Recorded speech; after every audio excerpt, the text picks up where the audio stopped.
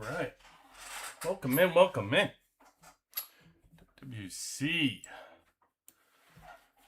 WWC Day 15 coming up. We're at Day 14 right now, almost at reset, which will be Day 15 of Season 5. So, what can I say about that?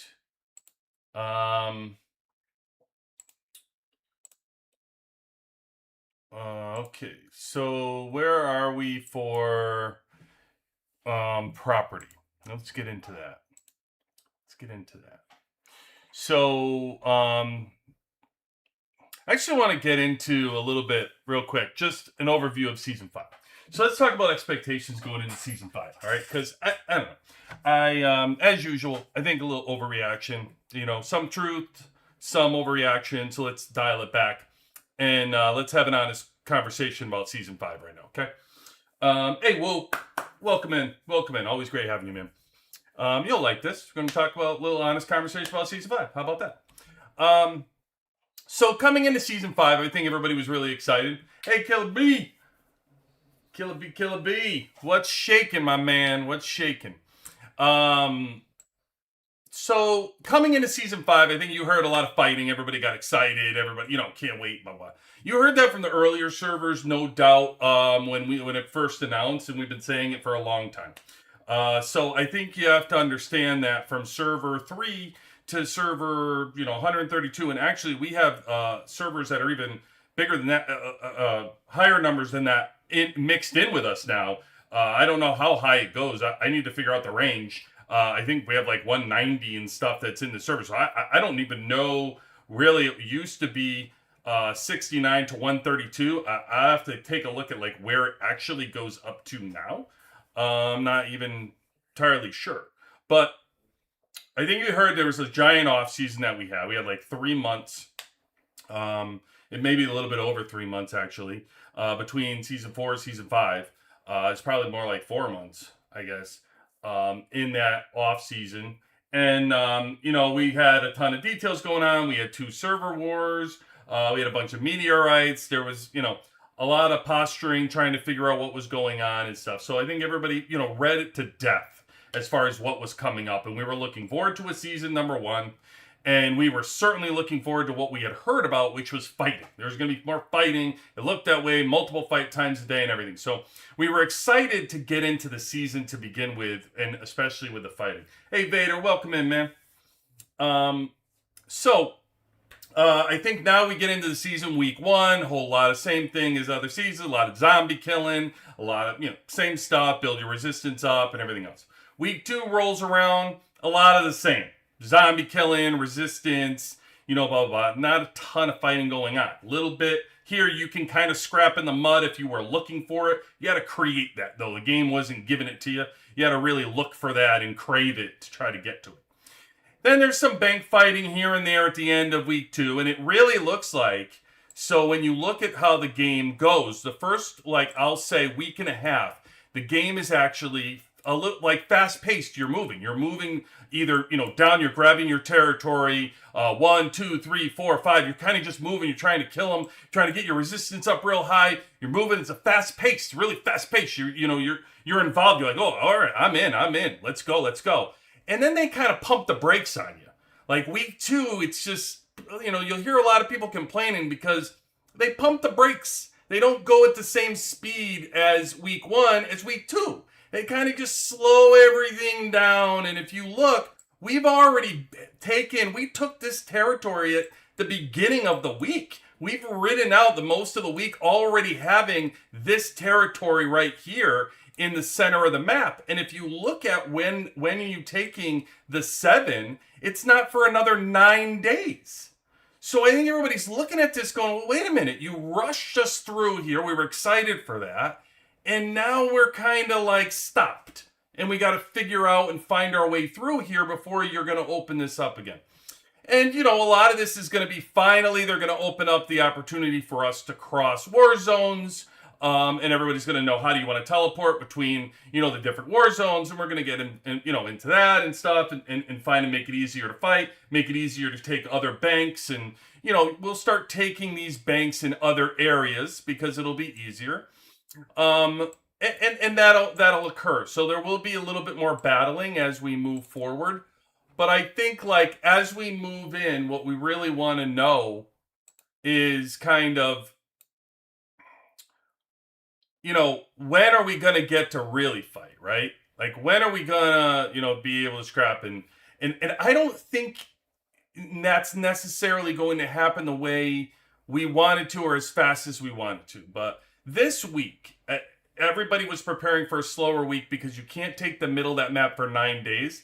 But I think being able to fight for those banks 2 times a day and then also defending your banks within your hours is going to make for some more excitement. I think it's going to make for some more defense if people are attacking your alliances and moving around. I think the pace is going to pick up a little bit more now in this 3rd week. We'll see how it plays out. That's how I'm seeing it and what it looks like to me.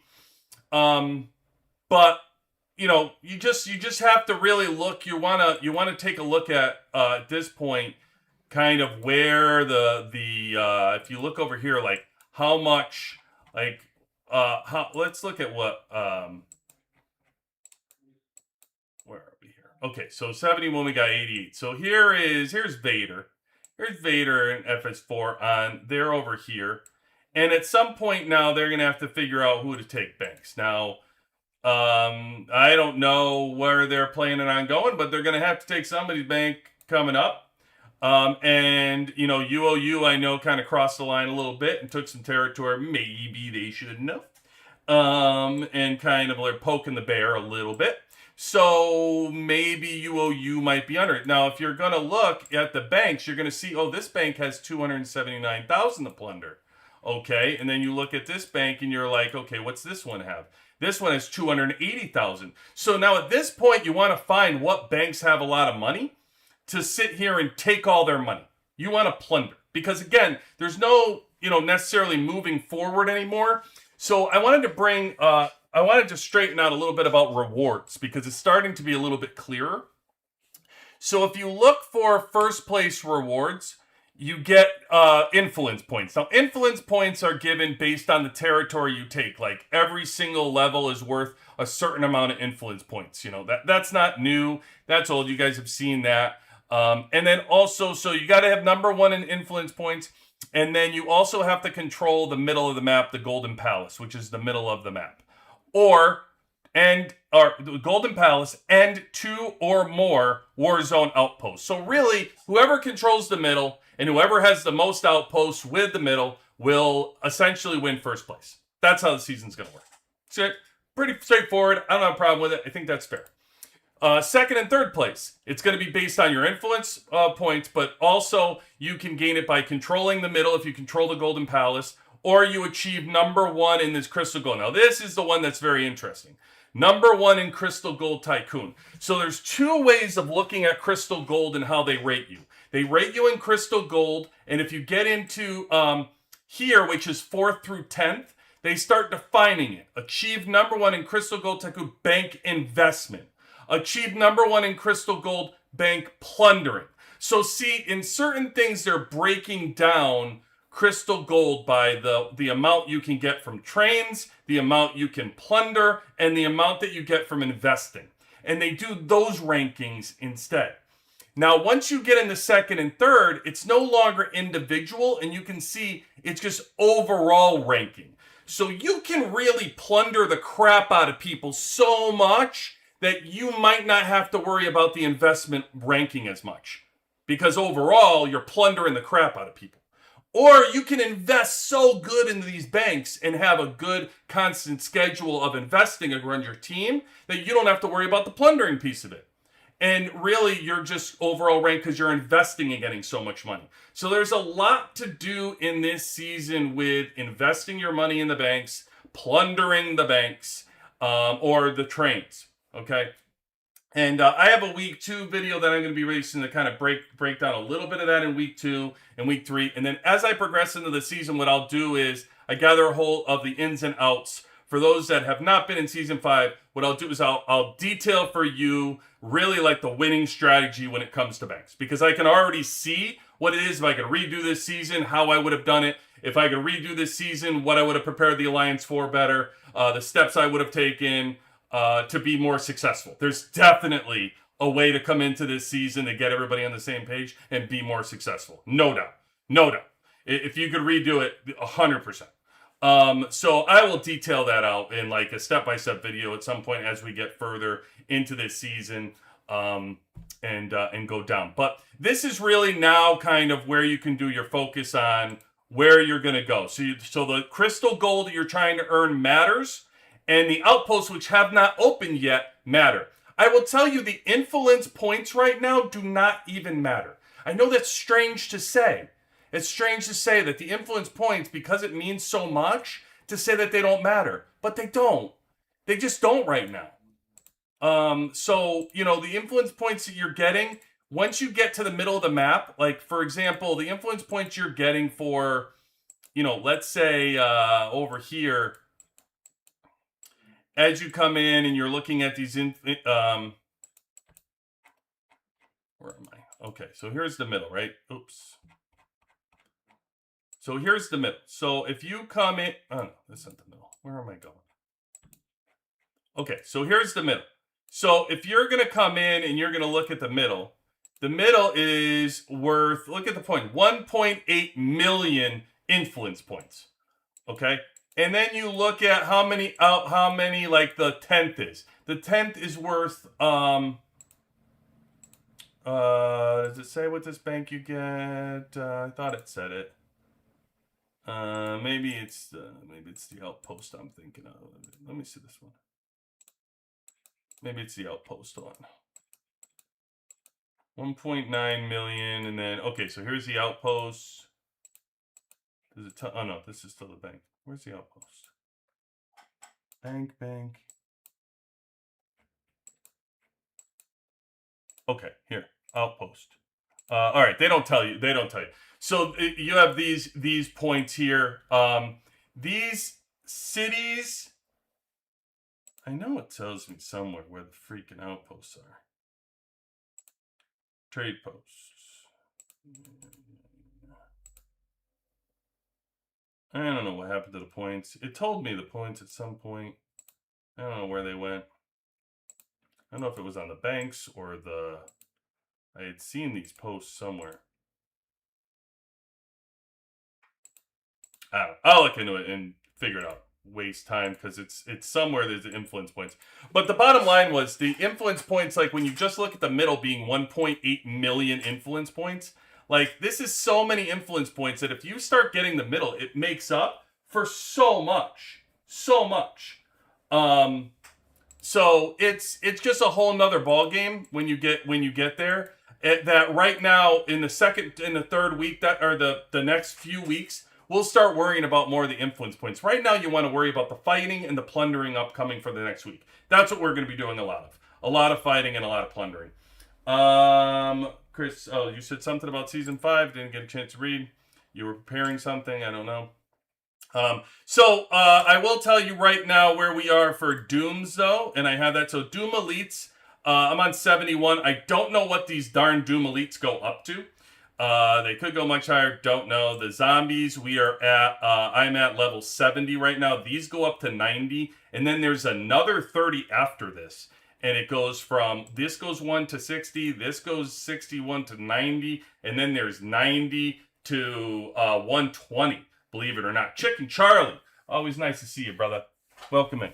And then it's like 90 to 120. So there's a lot left still. Dooms go to the Dooms go to 120 as well? That's crazy. That's wild. What up? Knee clapper. I'm okay. I'm a fan there, clap. You don't need a name change. You're good. So 120 is absurd. I will tell you though, so here again is the problem with the season that I will tell you is kind of kind of a blip. One negative thing that is a take back as well. Again, when you talk about influence, you really were working hard for the influence early on.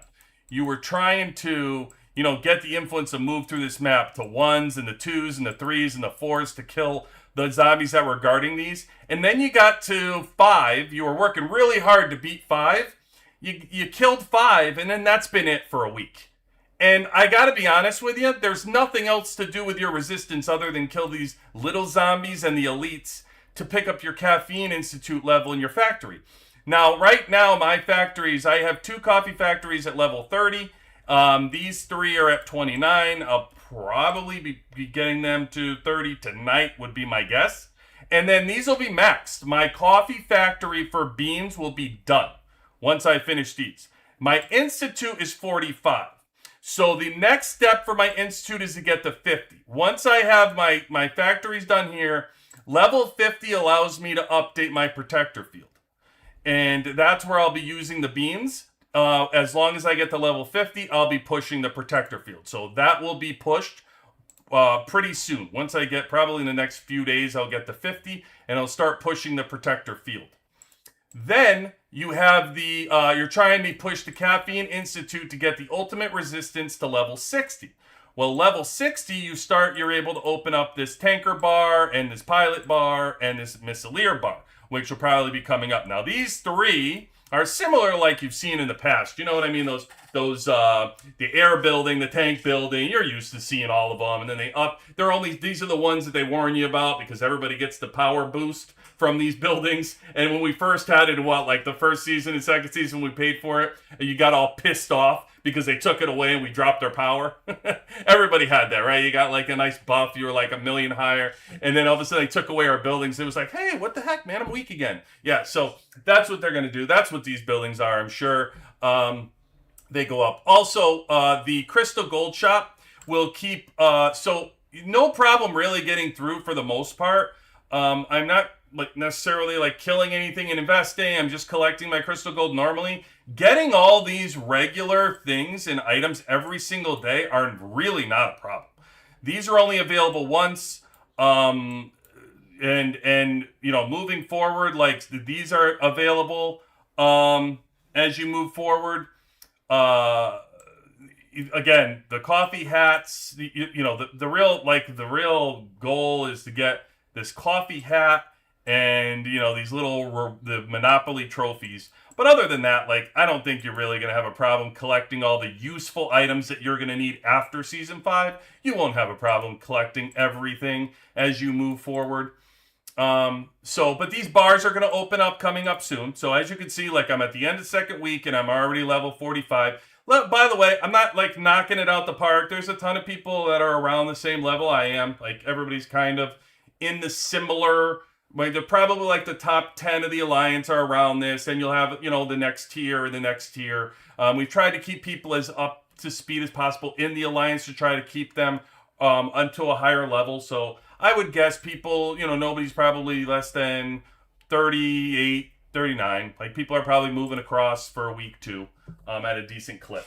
So that's where we are from progressing as far as these beans and these factories. But again, these factories, I know in the past sometimes these go to level 30. This is going to go to level 60. And these buildings in the past have gone to level, if I remember correctly, 35 is where these have gone in the past. I don't know what they will this year, but that's what they've done in the past. Chick Charlie, oh man, of course you're excited to get your next red deer. Why are you getting that at reset though? I don't understand. Why is that? Refreshing the old honor points? Is that where you're getting it from? I won't be able to kill a 120. Do you know that for a fact? I don't know. I mean, listen, I'll show you what they are. Right now, it's no joke. Right now, killing these bigger ones are becoming no joke. The Doom Elites, it's more how powerful they actually are outside of resistance. This suggested power to kill the 71 is 67 million. That's just take away the resistance. It's supposed to be 67 million. They're starting to get pretty big, these elites. So, yeah, I can't imagine what a 120 is going to be, but I'm pretty sure I'm going to need Hulk to be in that rally. So, I'll just throw that out there. 40 minutes away from season start, and our map plan needs work. It's all right. Don't worry about it. Carrot Top. I like it again. Carrot Top, you good. Welcome in. Listen, go check out my week 1 setup. You don't really need to worry about too much in the beginning, the first week you're playing. Whether you start from the bottom, you go up. You start from the top, you go down. I can assure you there's no wrong way. You can't screw it up, Carrot Top. If you are going one way or another, and even if you feel like you went the wrong way, you're going to have a whole week to straighten it out. So don't worry about it. Don't worry about which way you went in the wrong territory you took. You're going to be just fine. Just enjoy it, man. Just enjoy the season. Kill the elites. And again, I highly recommend, man, 40 minutes, like I said in my video, those first 48 hours, just first step you do is just set up that coffee factory. Do that for yourself before you do anything else. Just start cooking. Start cooking that coffee factory and yeah, have fun, man. It's all good. All good. Join us and you'll be able to see where we are a couple in front of you. Joaquin, good night. Love your channel. Appreciate you. Thank you, man. Starting week 2, season 5. Yeah, week 2. Yep, that's Charlie. You just saw everything from week 2. I showed it to you. Starting season 3 in 40 minutes. Joaquin, starting season 3. Okay, good for you, man. Can't wait. Please hop in our Discord. We have a season 3 channel. Okay, so if you need any questions, need any help from the community, hop on in, or provide your feedback from the season. All right, honor story. I figured. Okay, Charlie, I'm getting my next Reddit reset. Oh, look at us! Look at all the braggers! Look at this! Look at all the braggers in the comments. Getting my red. Well, look at this, rubbing it in. Good for you guys. I'm happy to hear this. Must if we're getting the actual reds from between the combo of glitter, of being able to grab a couple glitter at least, probably blueprints there, plus the combo of the honor store. So Chicken Charlie, and Woo, just call me out, right? Call me out. Here we go. You didn't tell me to check it in the beginning, so I will show you right here. 135 for honor store. So I only got to 10,000 from winter. So we're still only at 135. So no giant leaps or anything else. All right. Nothing crazy. Hey, Ant, welcome in. Always good to have you. Appreciate you, man. Appreciate you. Okay. Thanks, Carrot Top. Okay, so let's go into where are we with my favorite part, which is tactic cards. Where are we with tactic cards? And then I'll kind of go into some of the stuff that I'm doing in regards to the tactic cards. So we're going to all take a look at that a little bit later too. So tactic card wise, I am just continuing, as I say, and guys, remember this, you're entering season, if you're already in season 5, you're entering season 5, remember, put resource cards.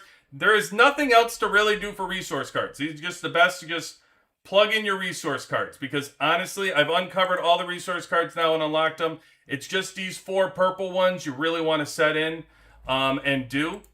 And when you come in and look at it, you just want to make sure you hit your obtain today 20 out of 20. You want to get all your packs. You want to get your tactic card packs every single day. I can't say that enough because you got to be able to do that. And I am now almost completed the 4,000. So I'm moving my bar, moving them right along, completing as many as humanly possible, getting all the packs that I can.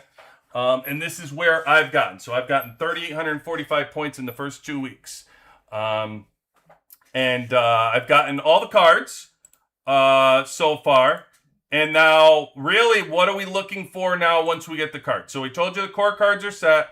Those are going to be these 4. Probably not much changing as we move forward for myself. There is a resource card that could be under consideration for the 2% additional coins, food, and iron.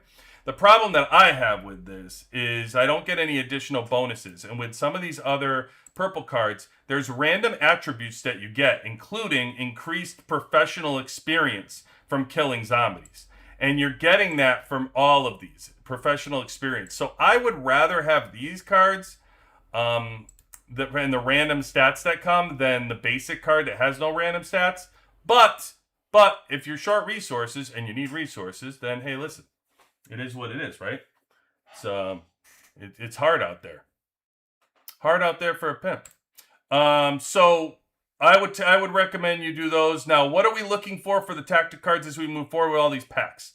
So we can get rid of all our duplicates. So we just dismantle and we do our duplicate thing here, and we go ahead and click on the ones to get rid of them as duplicates. What we're looking for is these. Level 1+1. So I've been told, and I still haven't received one, that there's a level 1+1, there's a level 1+2, a level 1+3. That's what I've been told.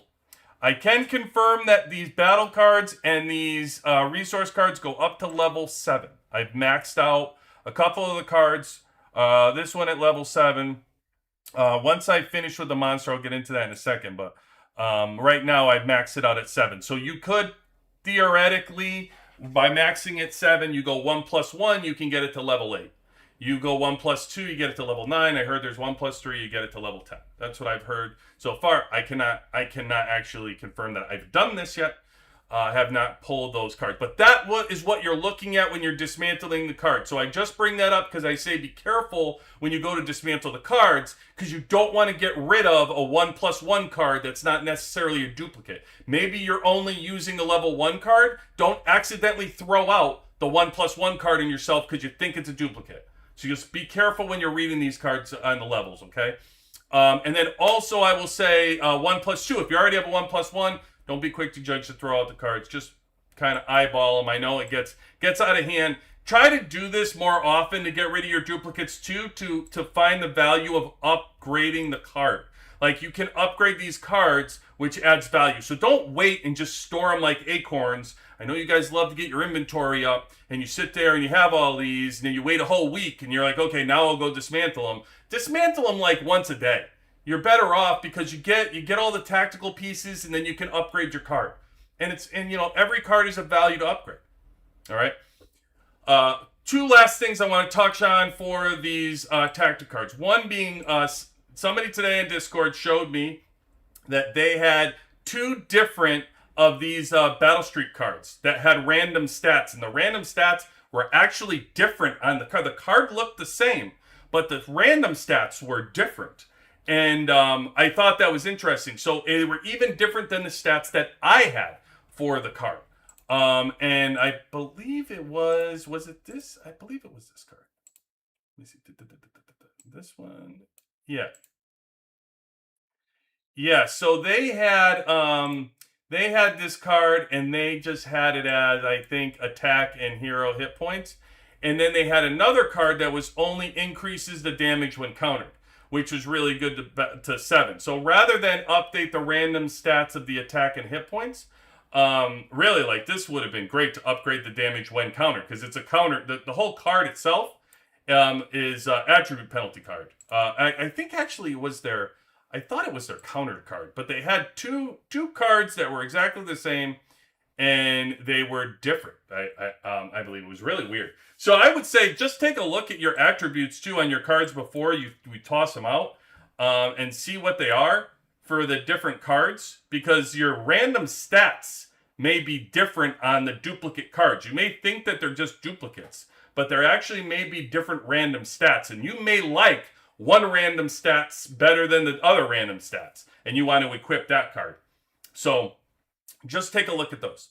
Lastly, I'm going to touch on the monster cards. So we're coming up right now, and what I will tell you is, once I get my Coffee Institute, my Coffee Factory completed to level 30, when I get all 5 of these to level 30, I can no longer do anything else really with monsters that I need to rush. You rush to get the beans so you can upgrade these factories. After that, there's nothing else to rush. Like, these factories can only output at whatever level they're set at, which is going to give you, I think I figured it out. I forgot what it was yesterday. I think it was like with 5 factories, it was like 108,000 an hour. And by the way, somebody in the comments, and like the YouTube video I'm going to post, I'll put in the comments, go, oh, he's a big liar. It's 107,000. I don't know. Listen, I calculated it was like 108,000. I think it was. And And then I think if you had 4 of them, it was like 80 something thousand if you only had 4 and you didn't get the weekly pass. So there was a good chunk. It was like 20 something thousand that there was a difference between the weekly pass and not of actually creating the caffeine for the Caffeine Institute, or what's going to also be for the Tanker Bar and the Pilot Bar. So although we talked previously about people saying that it wasn't worth it for the $5 weekly pass, I gotta say, I can't say that that's not going to be worth it, because the 20,000 per hour is actually going to be able to push these bars quicker. And I need to see what the power that's coming from those before I can say like they're not actually worth it. Because, you know, if there's a good power chunk coming from them and it's giving you a bonus 1 million or something in your squads for the season, I don't know. I think that's pretty good. So we'll have to see in regards to that. So once I'm done with these factories, I no longer care about the zombies, and I'm going to just start breaking apart my cards. So like I said, for the first 2 weeks of the season, make sure the first thing you're doing here when you come into your tactic cards is reset your core cards to push this Purgator card. It's going to be able to push your beans and push those cups a lot faster earlier in the season when you can up this resistance and this 12% less damage taken from monsters for 15 minutes.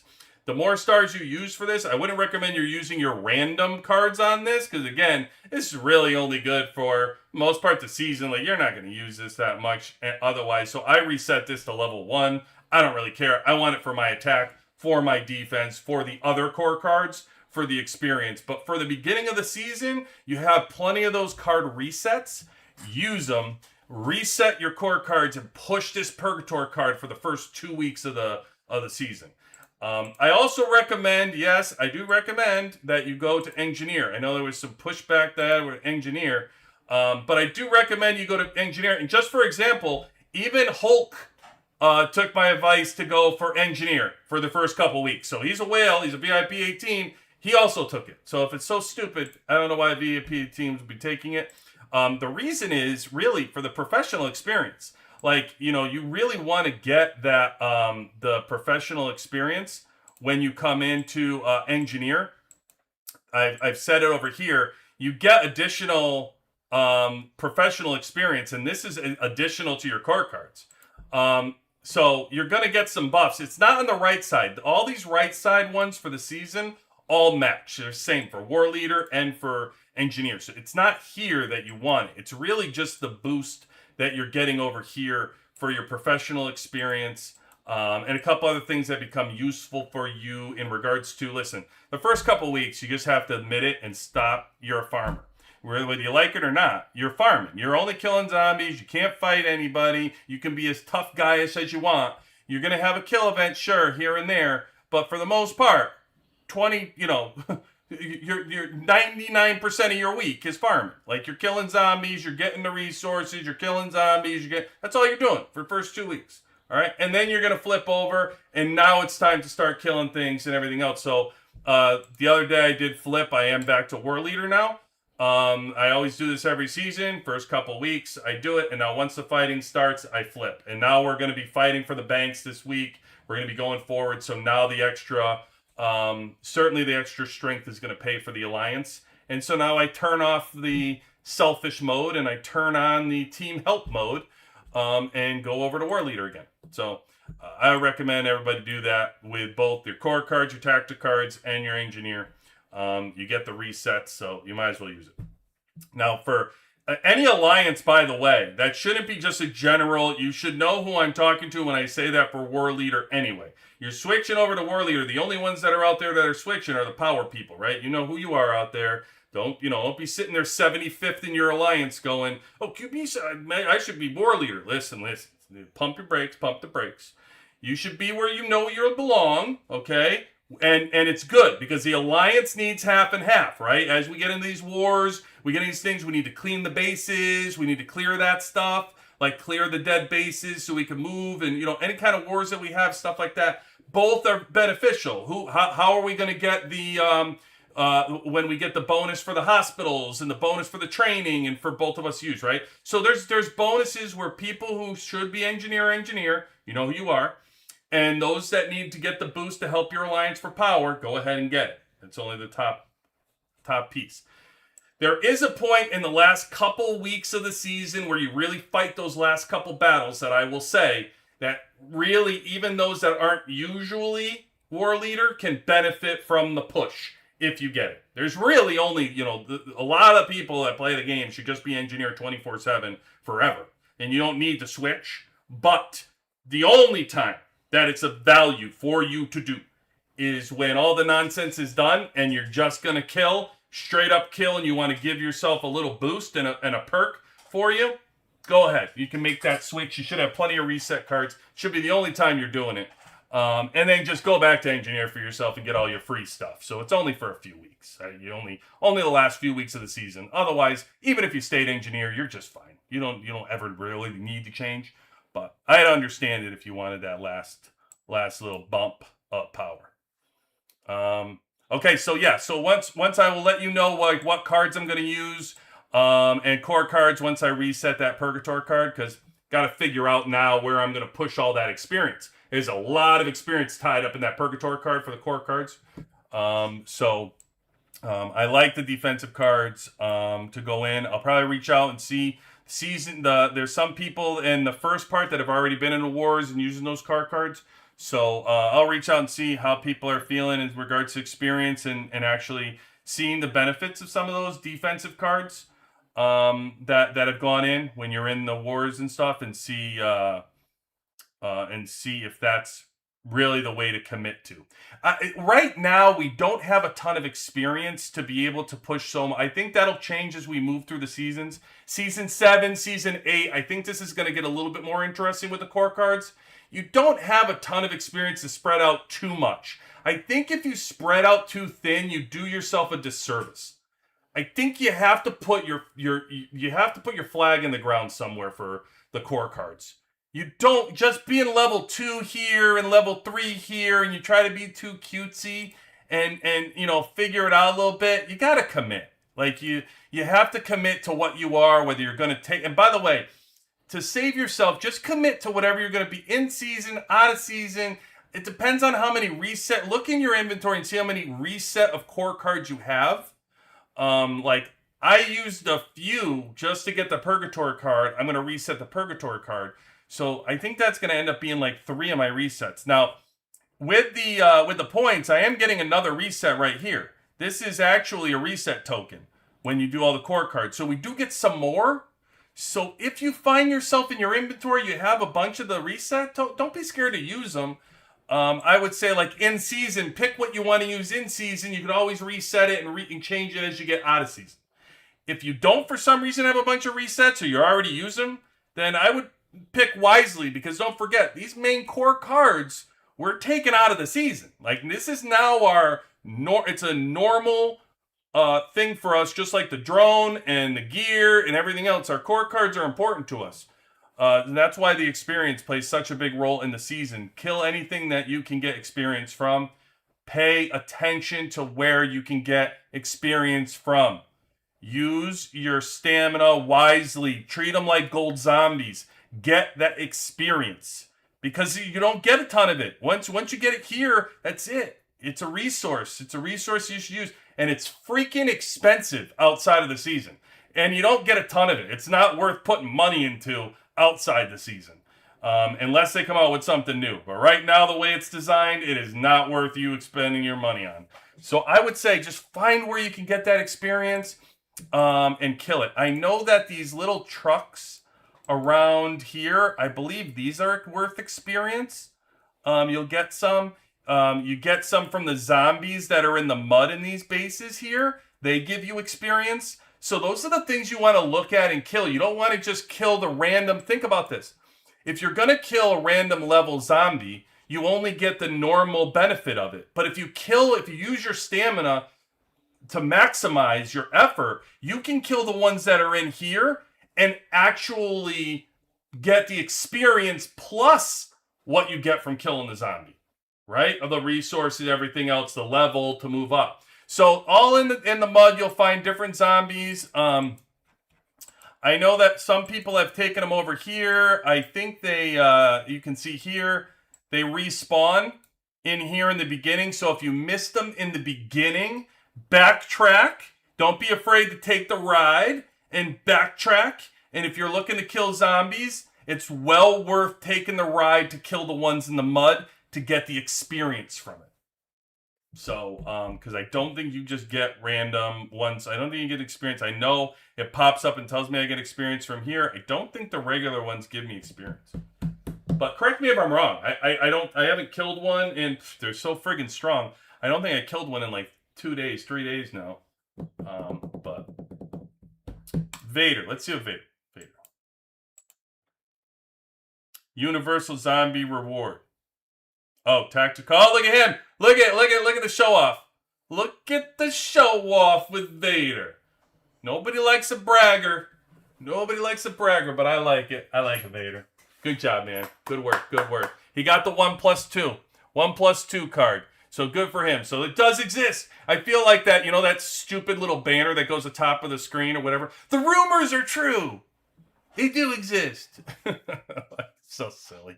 All right. Yeah, thanks, Vader. I appreciate you, man. Yeah, so apparently there's a 1+3. And that would get you to level 10 because you can only push these cards to 7. So good stuff. Thanks, Vader. And good job, man. Keep getting those 1+2. How am I opening up all these packs? I don't get 1+2. There goes your theory, by the way. Open up all the purple cards and that's because you're Dolphin and you spend all this money. Well, listen, they don't give me these. They don't give me the 1+2s. I want those. I want that too. Maybe Vader's spending a ton of money. He's just not telling anybody. That might be what's going on. All right, let's see. We had Sammy's victim. Did you, Will? You saw Sammy's victim? I love that he's now just straight. I don't know if Sammy's out there, but look at you, Sammy. You created a monster. That dude doesn't even know he's Sammy's victim, but he is Sammy's victim, just riding his truck out there. That's hilarious, Will. I love it. I love it. Sammy's victim. This high noon thing is difficult. I had to check out YouTube. Oh, really? Chicken Charlie, you did? I'll do it live on here if you want. I haven't had a problem I love the game. I absolutely think it's phenomenal. Hey, Sammy, popping his head up. Love it, man. You got your worldwide, my friend. You named a truck out there. I love that high noon game. Secretly, guys, the first couple weeks, high noon is my favorite new thing that's entered into the game from Season 5. So secretly, I really enjoy it. I don't need a bot to do it for me. I'm quite sure people are cheating somehow because the scores are ridiculous. I don't care. I just personally enjoy it. I would love if that game had, endless levels. If it was one of those, just 400 levels of that high noon where you're bouncing the ball. I would love that. I forget Frontline. You can throw Frontline off a cliff. Give me that high noon game instead of Frontline. Without a doubt. I think it's fun. I think it's more strategic how you have to do it. Look, you got somebody who's looking up how to do it on YouTube. It's clearly fun. Although I'm sure people do the same for Frontline. I do not care enough. But high noon I really like. I enjoy it. I think that they do get challenging, but I like it. I think they should make you have to do the whole level again. So, and I'll show you a reset for those that don't know high noon. We could certainly review it on here so you could see it. I think it's fun. Actually, I think is tonight the night that we're doing the duel. There's actually a new part of high noon. It's called duel mode. 3 days. I don't know what this is, but I am down for that too. I cannot wait for duel mode. I love that stuff, man. When you get to play somebody else and I don't know, jacks me up. I think it's fun. I think that's fun. Kind of like when you're strong type thing. I know. I hope it's just one-on-one, and it's truly although, are we gonna all say that a bot's doing that for somebody and they're gonna cheat? Because then that's gonna kind of ruin it when we're trying. I wish you could pick who you did it against. That would be great. If you can challenge who you do duel mode against, that would be awesome. I'd love to do my own alliance, and we could have duel mode. Oh man, forget your little dice game out there. We throw in the dice in chat. How cool would it be to be able to pick your friends in duel mode and you can challenge. Yeah, that's what you need. That's fun, but we'll see. We'll see what happens. I don't know. The rewards are freaking awesome, dude. The rewards in for High Noon are great. You get 130,000 beans. Let me tell you, that goes a long way. You're getting tactic cards out of here. Crystal gold. I mean, that's not a ton of crystal gold, but the coffee beans, you have to do it just for the beans. Like the rewards are awesome in High Noon. They did a great job giving out those rewards to people. So that really, tell you what, I mean, you want to talk about the weekly pass? It almost makes like the weekly and season pass kind of, I don't know, like they give you so many beans this way. I just don't know if you need a seasons pass the seasons pass, I still think it gives you the experience. I just talked about the importance of experience in the season. And I really think that season battle pass, see how it has all the experience in here that's littered throughout? Again, it's like it's money during the off season. If you pay for like 10,000 experience. It's I don't know. I don't remember how much it is, but it's bull crap, whatever they charge for it and what you get. It doesn't do anything. It's too expensive. So the fact that you get this in here, I don't know, it's really good. It's really good to be able to push your experience. Hello from France. Nova, welcome in from France. I play pickleball with a couple from France. So welcome in. Person who makes me want to play this game a little more. Oh, ain't you sweet? No, thank you very much. Appreciate you, man. Appreciate you guys are friggin' like, you guys are like just killing me with compliments. I get stuff in Discord and like whatever. I just completely overwhelmed, completely humbled by the whole thing. Yeah, I love you guys. Like, it's just awesome. I love to help. If I can help, then great. So QB and Woo, love the name is. Oh, the name goes nowhere, Sammy. Believe me, name will be there. Promise you that. Chick Charlie, how people getting one or two? Yeah, exactly. That's it here. So one thing, if you guys don't know, the bunch of cheaters over here in High, I don't care who you are. I'm gonna rat you out right now. Yeah, this person right here. It hit one bullet in 2.1 seconds. They're either using some kind of bot to do it, or they are practicing beforehand and then losing on purpose to come back into the game and try it to make it happen where it's one time. I got one time in 7.7 seconds, and I can tell you that I did it in that. And when I got done with it, because I was insanely lucky. Like, I bounced it off the right spot. Like, I got right in the friggin' thing and immediately bounced it off the wall. It felt like immediately.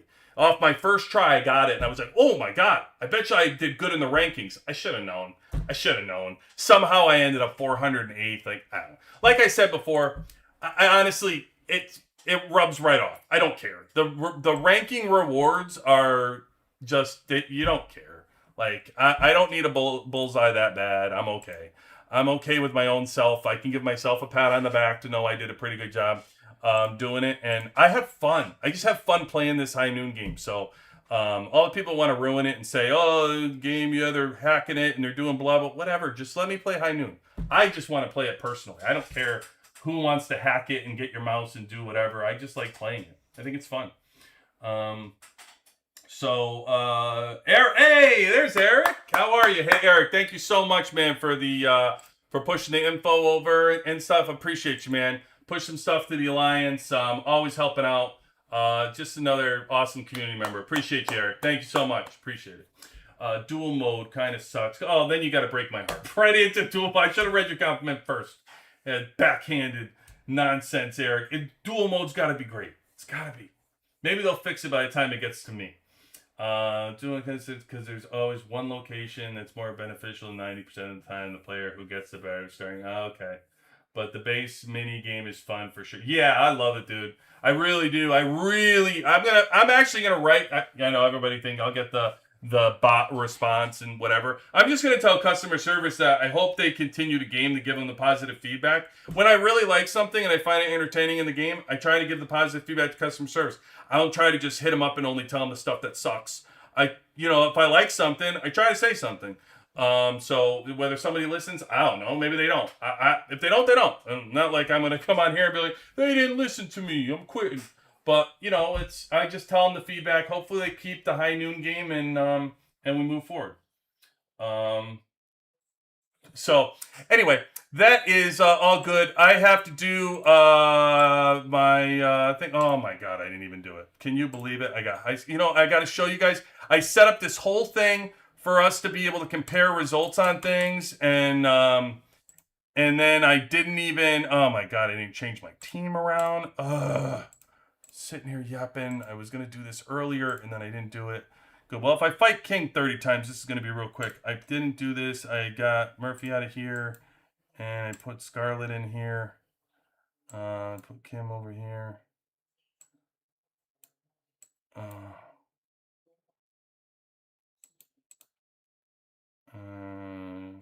here.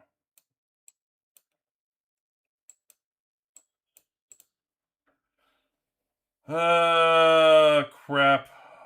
Okay, go ahead. I don't know how many I'm going to be able to whip through, but this is going to be a quick thing we're going to have to do here.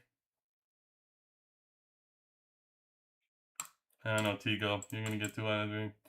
TGO he's always mixing stuff up in this. Does a good job, but I don't have time to study it.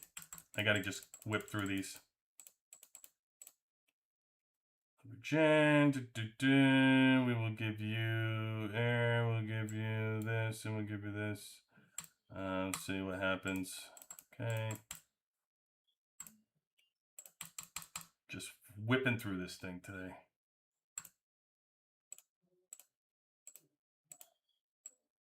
Air, tank this. Okay, I'm interested in looking at that report actually. Go, go, go. Tong, who am I going to be? Who am I going to be with you? You need this. I think we're going to try this real quick. Come over here, do this. What is this? Tank, nope. Nope. I probably need to put it on air for him. But we're in a hurry. We're in a hurry. Got to keep it moving.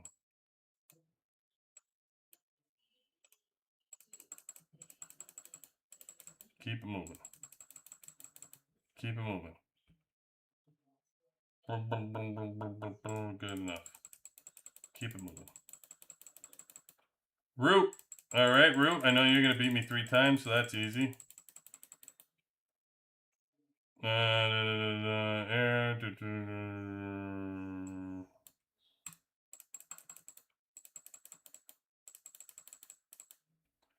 One check. I can be you. I can be you. I can be you. Keep it moving. Keep it moving. Keep it moving.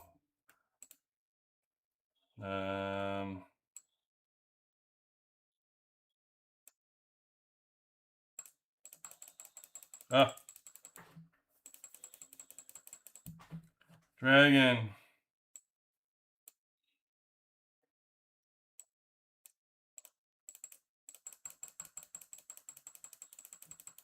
Tongue. All these tough ones here. Okay, and here. Wait. Is it 3 tank? I don't think I got it. I should have put the, oh crap. Should have put the, just don't have time. Here and ups.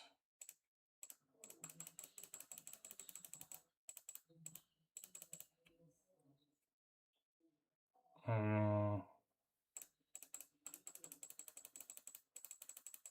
keep it moving, keep it moving. 13-0 tongue again. Tongue again without, I just have to lose. I can't do it. I gotta whip through 12 more. Can I make it? It's gonna be the fastest, fastest 3v3 ever. I'm totally lying. I'm quite sure you could do 3v3 faster. God damn. Especially with me jumping out of it. Alright, Hulk, that's an easy one. What is it doing?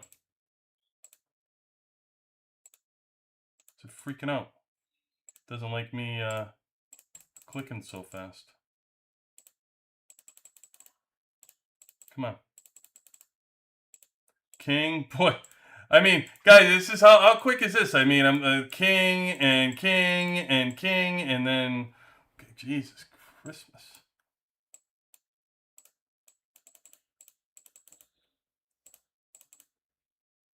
Uncle Rich, I know how to beat him.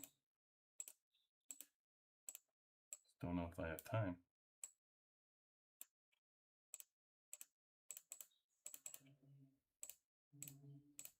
Root, that's an easy one. Fight. Get that one done. Dragon.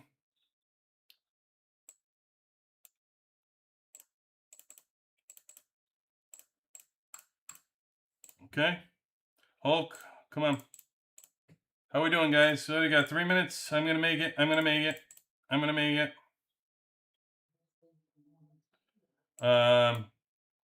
Sorry, I got through telling you guys that I hate doing this stuff on here, and then I can't certainly lose my valor. Got to get my valor. So one more. Uncle Rich. Did it. Done. Bam. Where'd I end up? I still got 8. Still got 8. I got jacked up on a bunch. If I spaced it out, probably could get 7. But so all right. So let me tell you what I'm doing, guys. All right. So let me get into this a little bit. For this starts. So I put it all on a spreadsheet for us. I started to compare. I told you guys I am comparing them now. So one of the things I have for us already is 5 different. I have eel, tong, dragon, rich, and loan shark. And I have the air versus airs for like Fiona at 27 and Fiona at 30. So I have that now to see if there was any difference between Fiona maxing out the 30. So I have a bunch of people there to go over. So I have those 3v3s that we will be taking a look at and diving into as kind of like our sandboxing that we can do. The other thing is I just recently moved to try up some. I put Scarlet. Where did I put Scarlet here? Where does Scarlet have to be?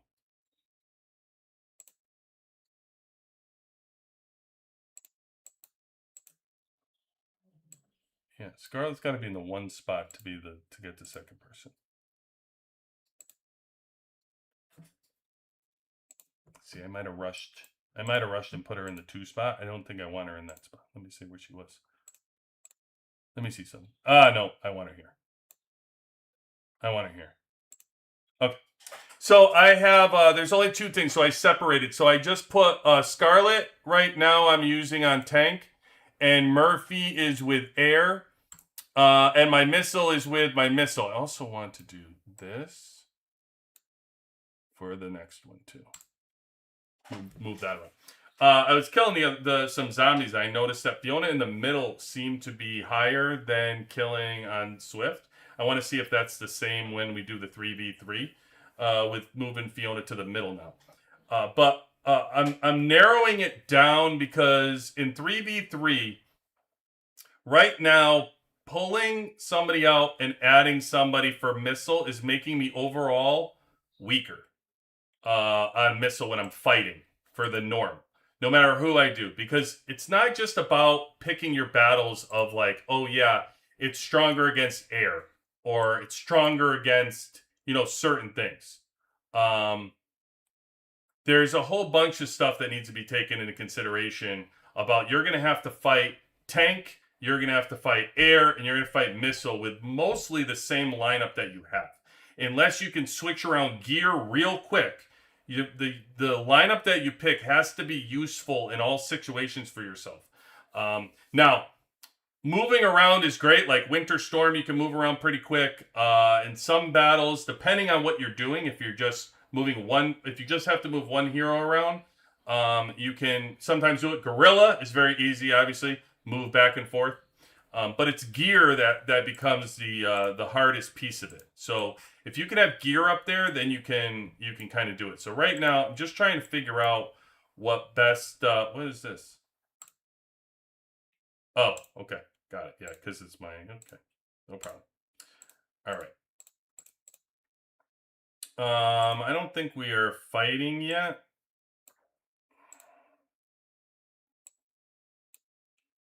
Not yet. Fighting. So I'm going to show you guys, we were just talking about it. So since it got released, I'll show you the high noon game that I am referring to. Oh, and UR, by the way, I unlocked the UR. I'm just waiting for Wednesday night. So Wednesday night, I will unlock Venom. I'm not going to use a bunch of skills to use on Venom right now, though. So I'm probably not the best from a sandbox perspective if you're looking for Venom right now. I will look to see who else is actually going to use it. If like Hulk or King or somebody actually has Venom built up before I do it. Right now, it's not for me. I have no use for Venom. I'm not gonna. I have a ton of people that I need to up skills on. Listen, I'm still working on Fiona with exclusive weapon. That's your first team. That's the priority for using skill points. Morrison's weapon's coming out. I got skill points. I got to push Morrison up. That I'm not going to use a bunch of skill points on Morrison. I mean on Venom. I have no place to really put him. I don't even know. He doesn't even fit in my fourth team, to be honest with you. Just doesn't even fit my fourth team. So I have no clue yet where I would even use Venom. But I did get the coin. I could do it right now. I'm just waiting for right here. I have it right here. I'm just waiting for the waiting for Wednesday night. I guess we could do it on Wednesday night. So when they have the hero promotion. Maybe it wouldn't even let me do it if I want. Maybe I wanted to. I don't know. Maybe they make you wait because when I click on it, I don't see anything. So maybe I can't even use it yet. Maybe they do. It says use it in the hero promotion event. So maybe I do have to wait until Wednesday night before they allow me to use it. Either way, I'm not super excited to use it. I'm not super excited for Venom. So it is what it is. I really wish there was another either air or tank fourth for my fourth team instead of the one. So this was high noon. Let's take a look at it. I will show you. Here it is. Again, now they've upped the rewards to 134,000. So here is level 66. Okay.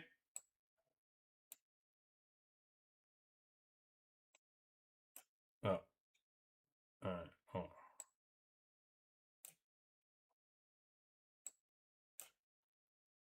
There you go. We'll do that one, and then get 67, and then I'm telling you, I wish there was just 100 of these things.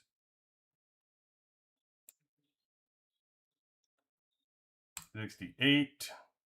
And in my head, I have to put. I'm shooting like this innocent woman. I have to turn her into like some kind of pedophile or something that is like a horrible woman that I would sit here and want to shoot her in the head for no reason. By the way, so just to let you know, I've turned her into a pedophile. That's what I tell the Alliance. So I got to hit this button. Oops, way off. Way off. All right. Oh, I got her. Cool. That one's done. And then we both the same. I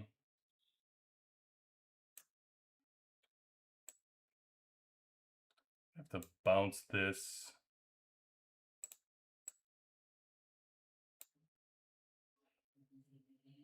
Oh yeah.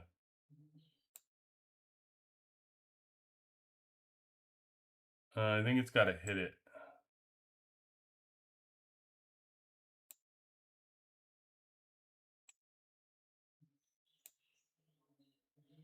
Huh.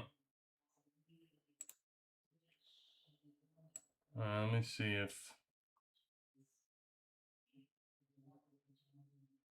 Let's try this.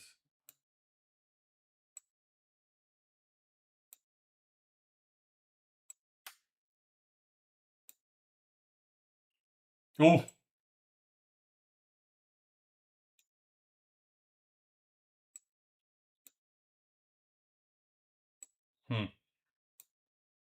Not so sure that's the way to do it either. I don't know. I have to camp this one out and see.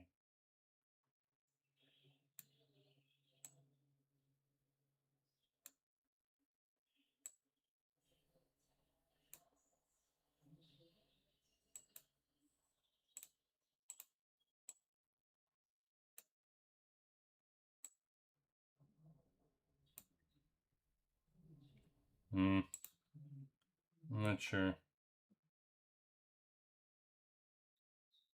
If I can time it, I can hit it off the...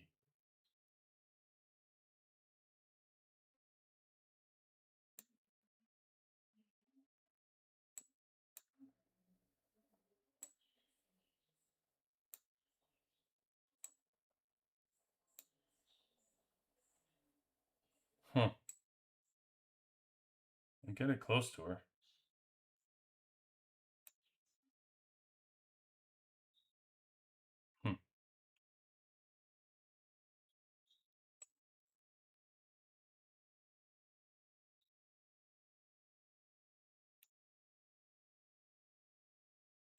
All right, well, I'll figure it out.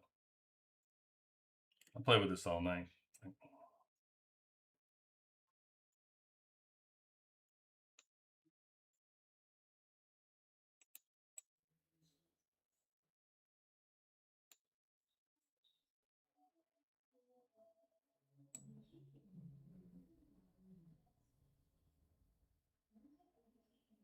It's got to be something that gets right up there. It can't. It's either got to bounce off that.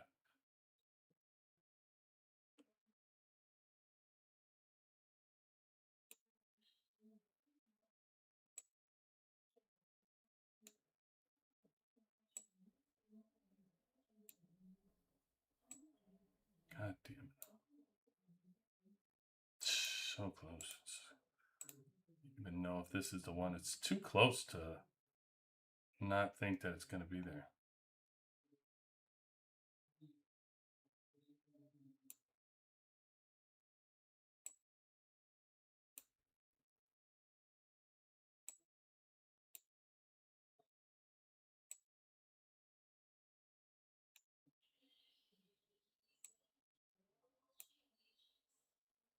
Look how close that is. I don't know.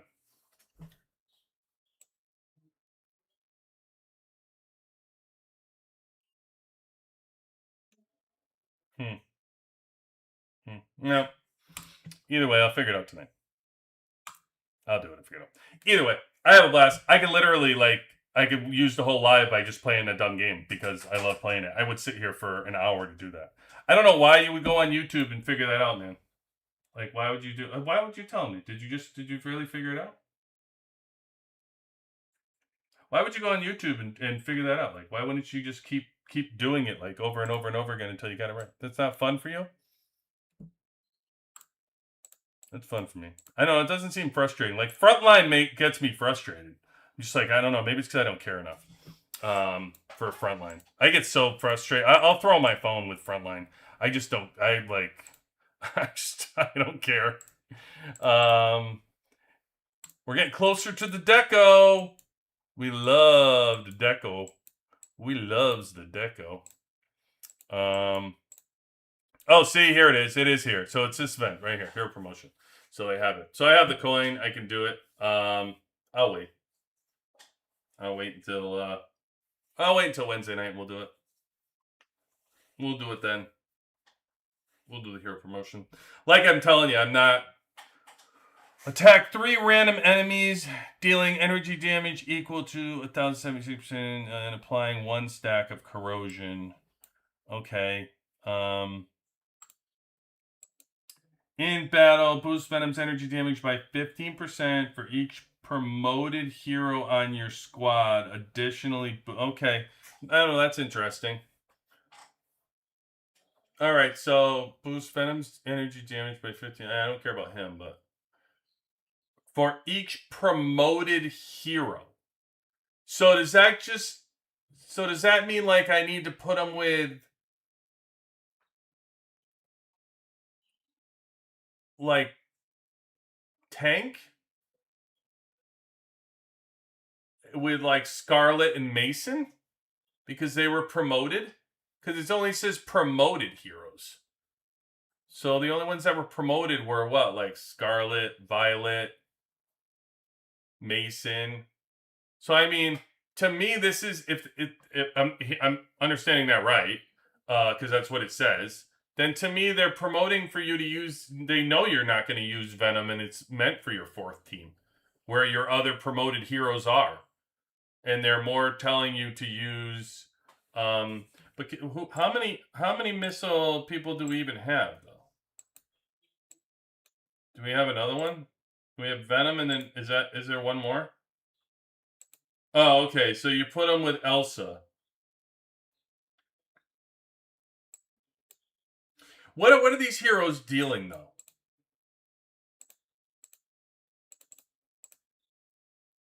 She's physical damage.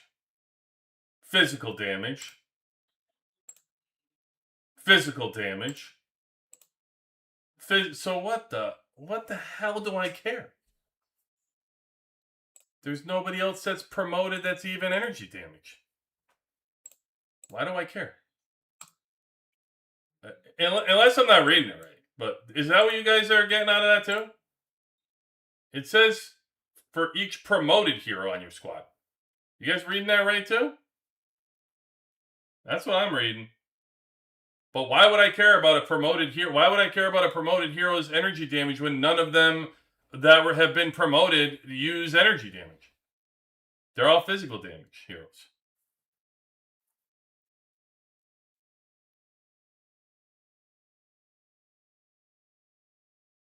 I don't know. I'm pretty sure I'm reading it right. It says each promoted hero, so attack one enemy, dealing energy damage equal to and applying one stack. Yeah, again. So the only thing that is of value to me.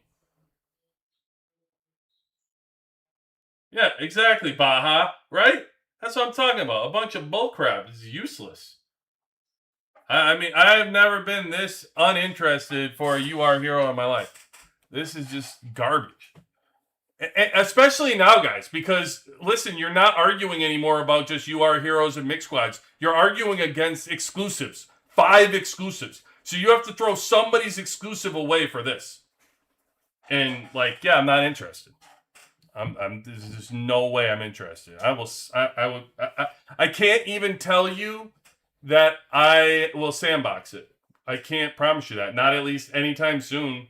Like maybe down the line, I will sandbox it and tell you like, hey guys, years in the making. Here's the Venom sandbox video we've been talking about. Maybe, but I'm not prioritizing his skills to sandbox him. Whose skills, the minimum skill points that I get, with all these exclusives that are going up, and you know how expensive it is to get a hero skill from 30 to 40, I'd love to know whose skills you're going to use Venom over to promote him. Like, seriously? No way. There's just no way. The only one that's doing that are whales. Like VIP 18s that have already promoted everybody else's skills and they have nothing else to do with their skill points, so they might as well pick up Venom. Then maybe you'll get it, but I don't know. It's not for me. Certainly not for me. And I don't see anything else that he does that would be anywhere use. It's all personal damage increase.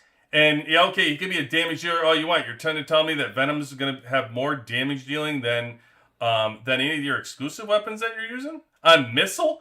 Who on Missile is he going to be better? Who the hell are you replacing on Missile for Venom? Who are you pulling out? Tesla? Who are you pulling? Who? Like, that's just hilarious to me.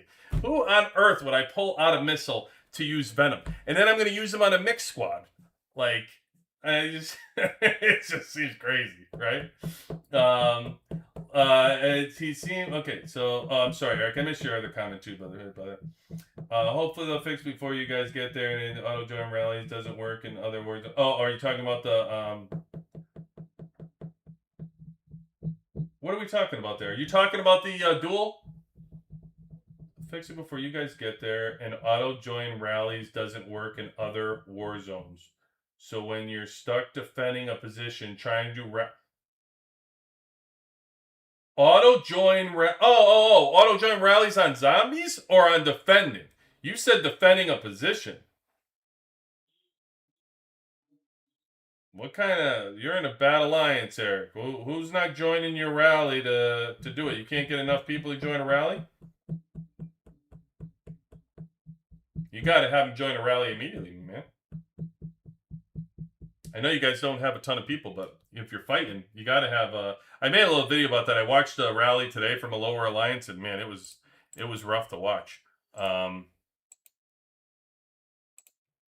do you got for me, Vader? I don't know. I'll look at you in a second. Hold on. I don't care either. Yeah, exactly. There you go, Woo. Who gives a crap? Hey, by the way, brief timeout. Go check out Baja's video. We have a Nightmare on Baja Street out there. If you have not seen it, the man's phenomenal. It's great. Deserves every second. This is awesome. Go check him out. Eric shoots. He seems not great now, but it seems like they're trying to make an option for a fully promoted fourth team somewhere down the line. But Eric, even if that's what their goal is, every single hero that they've promoted so far is physical damage. So, like, talk about, like a decade. Like, you're talking 5 more years because nobody you know what? Let me look to see. Is Venom in it? Wouldn't that be hilarious if Venom wasn't even energy damage? Okay, he's at least energy. Like, which is funny because everybody else in Missile is physical. So he's like, him and Tesla are the only missiles that are. I wonder if who was the other? Okay, Elsa's also energy. So there you go. Maybe they'll promote Elsa next. I don't know. This is brutal. This Venom is. I don't know. Hey, listen, if you guys are excited about it, then that's all I care about. So maybe somebody out there, you guys are pumped about Venom and whatever. I can see people trying to get pumped about it, I guess, but it's far from enthusiastic about that. I will not. Won't be testing it. So I think his energy boost is only supposed to benefit him. No, it says it any promoted hero. Where is that? It says, for each promoted hero on your squad, additionally boost energy damage by 6%. So I took that as anybody in the squad's energy damage by 6%. I know they're always vague about this stuff, but maybe, it's just him because there's no other promoted hero with energy damage, so it has to be just him. Because if you have no reason to throw him in another one. I would think though, if I threw him with Elsa on my fourth team, and I had Mason and Scarlet and Violet, I would think it would boost his and Elsa's energy damage. At least what I would read. Because it doesn't say just his. It says additionally boost energy damage. So it says he boosts. This says in battle boost Venom's energy damage by 15% is the max. Oh, maybe it is. Maybe you're right. Maybe it is just him. Because then it says boost energy damage, and they just generalize boost energy damage here by 2%. No, it just says boost energy damage, though. And here it says boost Venom's energy damage by 15%. And then for each promoted hero in your squad, additionally boost energy damage by 6%. So, I guess just him. Maybe. I don't know. That's even worse. It's just telling me he's a damage dealer. And it's telling me that you got to put him in your fourth squad. You shouldn't put him with anybody else because it's got to be with other heroes. So, I don't know. I'll put him with my fourth squad to see. He's got to be better than right now I use the other. Although right now I guess you would take, Sarah, poor Sarah. You know what's funny about Sarah, right? is Sarah, man, like, boy, she's riding the high. She's riding the high, right? She's high on the hog right now. Everybody couldn't stop talking about her. She got promoted to UR, rode in with Air. Everybody's putting her over Morrison, saying how useful. Like, wow, look at her, blah, blah, blah, right? Boy, are we going to kick her to the curb so quick, huh? Like, she's gonna get kicked to the curb. You're not going to have anywhere to put her. She's going to go from riding in your first squad as a main, like, killer hero. Yeah, I got Sarah, to, yes, I don't have Sarah in any top 4 team. Like, you're not going to use her. You're not going to use her anymore. I mean, unless you're going to ride a bunch of other Air, if you're going to put Venom in, you're going to need to put Elsa in, because you're going to have to ride a 3-2. You know, like, Sarah's gonna be out. Sarah's outski. You know, I would think I got to play around with that and stuff, but right now you can. I know a lot of people were using Elsa in their 4 team earlier anyway. So, yeah, I don't know. It's just funny. It's funny. It'll be interesting to see how that all plays out. Either way, there's not another hero. Like, I used Sarah to lift her skills up because she was so useful in Air for so long. At any time, you can put her with Air. And I don't know. We'll still play around with Sarah in Air to see, like, with Morrison's weapon, does it make sense? Like, can you take, you know, does it make sense to put her in and play her? Like, I don't know. We'll have to play around with it to see how she does with Morrison's weapon. We don't even know what Morrison's weapon is yet. So once we see what Morrison's weapon is, maybe it'll be so damaging and so powerful. I keep saying that it may be a new age in Last War. We may have to start thinking about teams. You know, we've been so defense happy on these teams. It may be a world that we're getting into where it's 4 attackers and 1 defender. It may just be that we're riding out the front hero with like 2 other damage dealers in the back and a buff. That may end up being what we end up with this, like, 3 attackers, 1 buff, and a defense. I don't know. But it's certainly shaping up with the opportunity to do that with a lot of these teams, to try it out and just see, like, how are we with full offense. Imagine also, by the way, let me also say this. Let's say you ride Diva in the front and you have Morrison with Sarah here, and let's say the new Overlord that comes out for Air is offensive. It's not like a defensive Overlord like the Gorilla is. Let's say this new Phoenix that's going to come out is really, like, you know, because the Gorilla is the defensive Gorilla, right? I've said, like, when you're doing the Gorilla, it's pointless to do any of these skill points that are offensive skill points, because this Gorilla's defensive. Like, everything about him is to absorb damage and debuff. It's not about any kind of attack that he's spitting out. But maybe the new Overlord's going to give you more of an attack-based Overlord. And that's kind of the difference between the two. Do you want a defensive? I mean, that's kind of where they went with T11 a little bit, right? Where they're like, hey, you want the attackers or do you want the defenders T11s? Well, maybe with the Overlords, they're going to do a similar thing where it's like, hey, do I want a defensive Overlord or do I want an attacking Overlord? I don't know. And then maybe the third one they come out with is going to split it and be like offensive/defensive. And you're going to get the both of, like, a mixed world. And maybe you got to pick which Overlords you want to do or develop. But imagine it was offensive. It really pushes out to be like, hey, instead of these long drawn-out battles, right? What if I just have a hero squad? I'm going to do the shock and awe approach. I'm just going to hit you with as much offense as humanly possible. And you can either take it or you can't.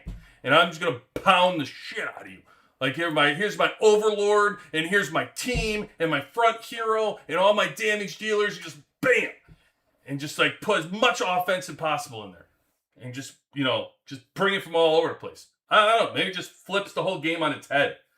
And you're just going crazy. So, I don't know. We'll see.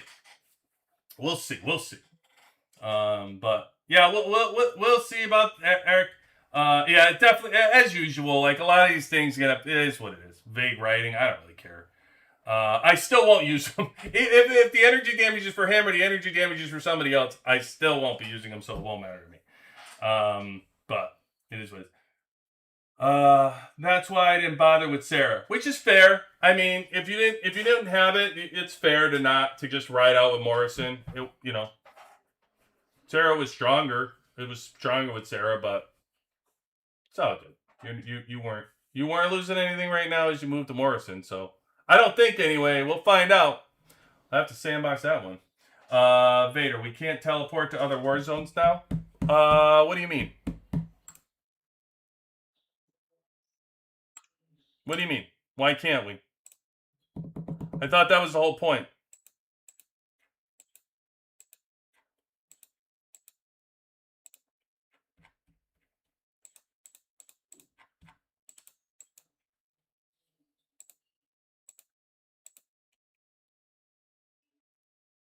It says free advanced teleport.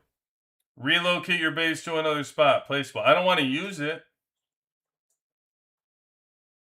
Why do you say you can't, Vader? Did you try?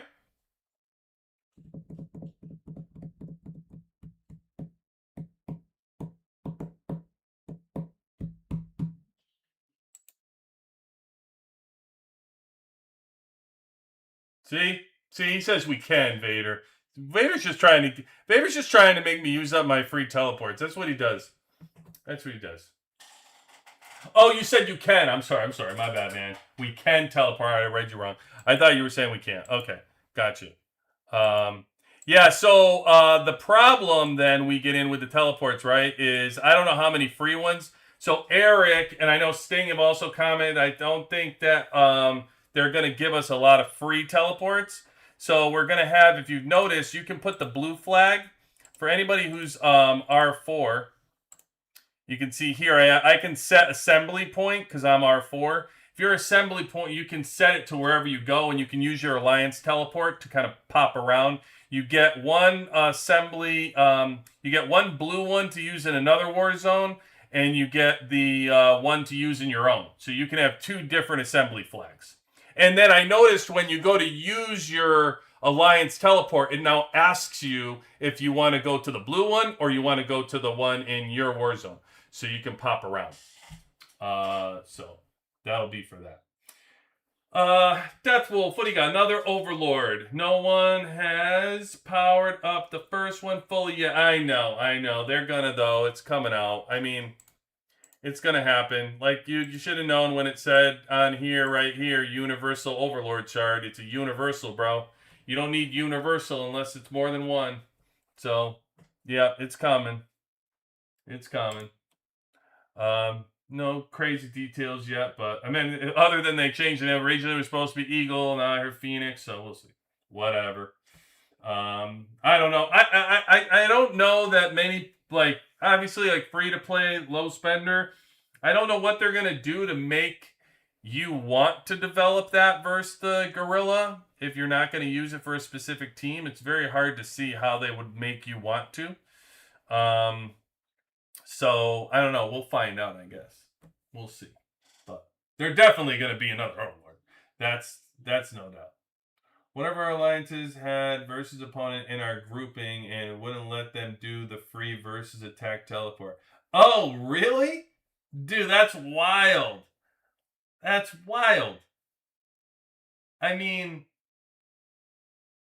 why? I don't understand why they're so hard on like blocking people from using the teleports. Like, I mean, I get the the normal routine that we say is why, right? Because they're trying to get more money out of us using the diamonds to port around. Sure, I get it. But at the same point, I would think they wanted to promote fighting. Like, let's look at this on the flip side, right? Like, let's say you're trying to make people spend money. I'm going to spend more money if you let me fight and move around to different spots more often. I'm going to give you more money on my hospital troops. Like, all that stuff's going to cost me more than a couple random teleports that I'm going to use for 500 diamonds. I'm just telling you. Like, I would go through troops like crazy. So, I don't know. Like, is it just for, I don't know, they just try, are they... And the other thing is like, okay, so then you think about it, playing devil's advocate, it's not just about the easy answer, which is like, well, of course they're doing it because they're trying to get more money out of you. And I'm not saying that's a wrong answer, by the way, because I'm the first one to tell you the game is to promote game about making money. But if we played devil's advocate and thought of another reason, do they not want people to constantly fight? Like, do they want to give people a break? Like, do they not want people just popping around and like making it easy to fight every single person like easily? I don't know. Maybe they're trying to make it more painful on people to just pop every 2 seconds with teleports left and right. I don't know. You know what's disappointing to me is in previous seasons you just be able to go to another alliance and you're another server and you have a 5-minute countdown just like Versus. You would have that in the season, and you can go somewhere and then and then you pop in. To me, nobody ever had a problem with doing that. So why not do that here? Why not just give us 5 minutes? You go into a server, and you can't go in there for free. Let us go in there just like, hey, you want to use the Alliance teleports? You want to use Advanced Teleport? Go ahead. But we're only going to give you a free one every 5 minutes. Problem solved. Like, at least allow people to do it for free and pop in and pop out. I don't know. I just I'm not a big fan of that. I'm not a big fan of that. I think like free to play and low spenders can't sit there and afford to I don't know. I don't even know how free to play low spenders are supposed to port around. I don't get it. They don't have diamonds. They don't have 500 diamonds to use 70 million times to port around. Hey, come here. Hey guys, we're fighting over here. Great. I'll send my troops from freaking an hour away because I don't have diamonds to sit there. You know what I'm gonna have to do for the troop? I'll start dropping eggs for the free to play and low spenders. I'll start dropping them eggs and doing the parties so at least they can get diamonds. Yeah, like I got 41 eggs. When we want to fight, I'm gonna have to give them eggs so they can have diamonds to afford the advanced. It seems wild. I just feel like it is a completely anti-free to play, low spender thing to do for the Alliance to not allow them to get around. It's brutal.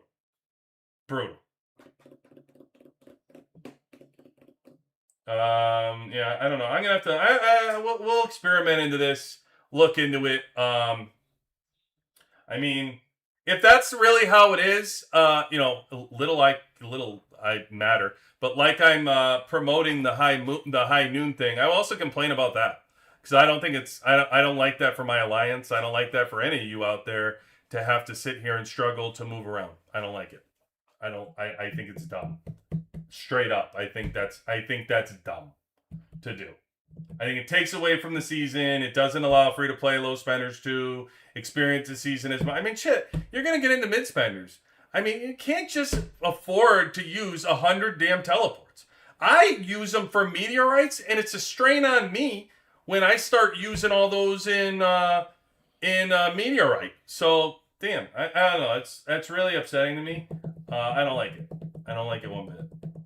Alliance, let's see. Baja says, when Baja speaks, everybody listens. Oh, since we are all on the same server for the season, does that make the professional skill attack boost for being in other war zones null and void? No, I think it would be a boost, my man. Because you're not in the same server. You're not. Like when you move in, you move to a different server. Right when you do, it tells me I'm in 179, so I'm in another server.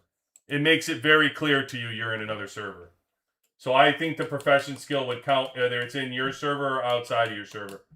I mean, if you would advance them both, then what does it matter anyway, right? Like, they're both the same thing. You're getting the perk for both. If you're only looking to do one, I would still say this is outside of your server. I would take that as outside. Free to play and low spenders get to port around by people zeroing them. Well, that's true. You don't get the port where you want to, but you will get to port around. Wolf teleported in and had no diamonds to buy another one. Isn't that freaking wild? That's so bad. That's so bad, man. That is not good. That's not a good look for the game. It's not a good look for the game. No. No. No. No. No. No. Somebody you gotta fix that. It's not even listen, you can put us through hell, but in the long run you gotta fix that. You gotta fix that for other players. I'm telling you, I think that's absolute dog crap. Absolute dog crap if they're doing it that way. Yeah. Yeah. Yeah, I don't know. I don't know.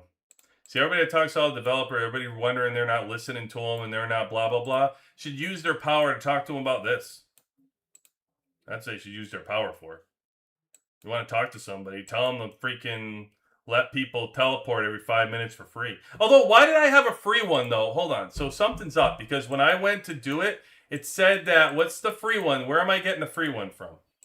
Because when I tried to pop in, it said free advanced teleport 1 of 2.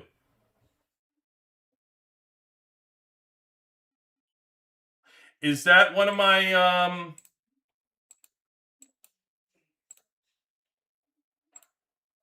I thought that I didn't think we had that for thought that was only for engineer. Is it the season? Season has it. Season has it. Okay, right here. Every 12 oh my god.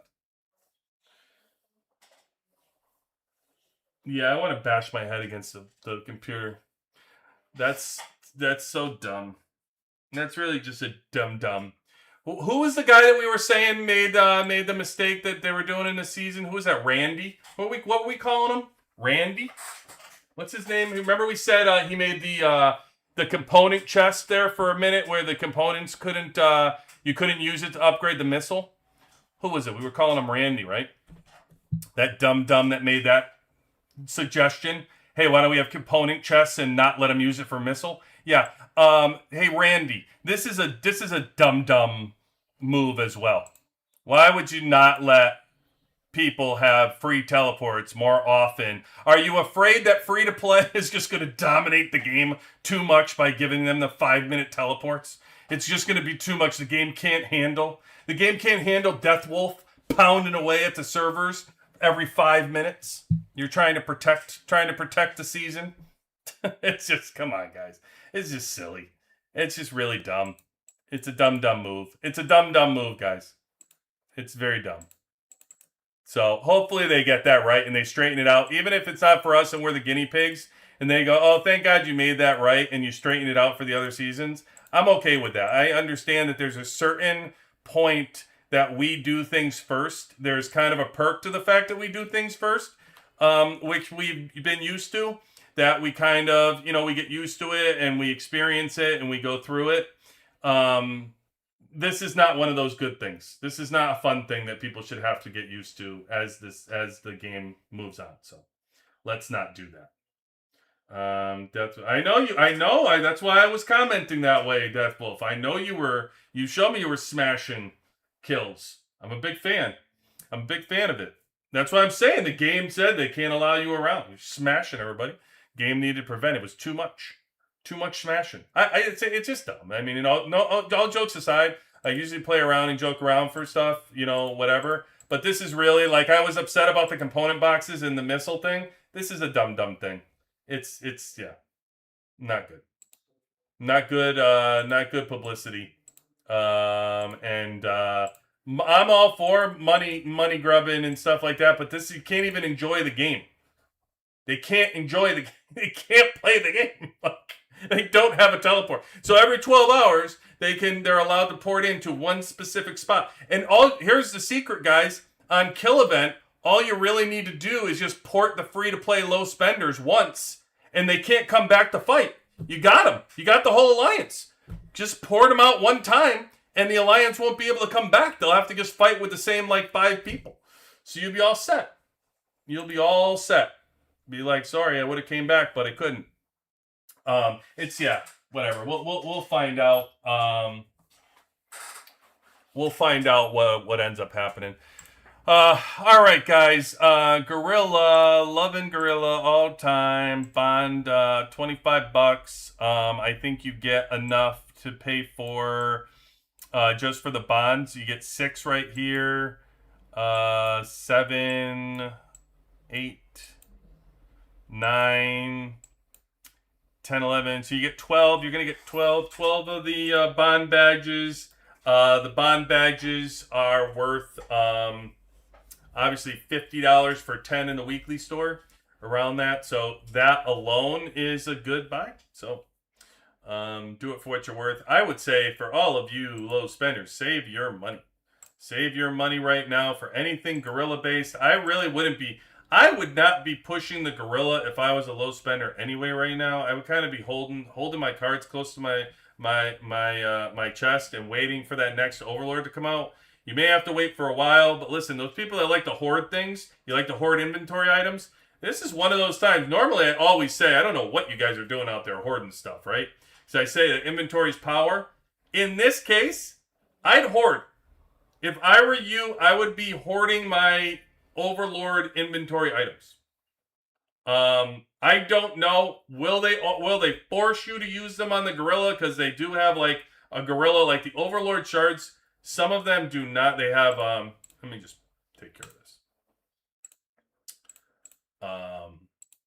Ooh, I like the energy loop. I like this. Oh, we'll get back into that for a second.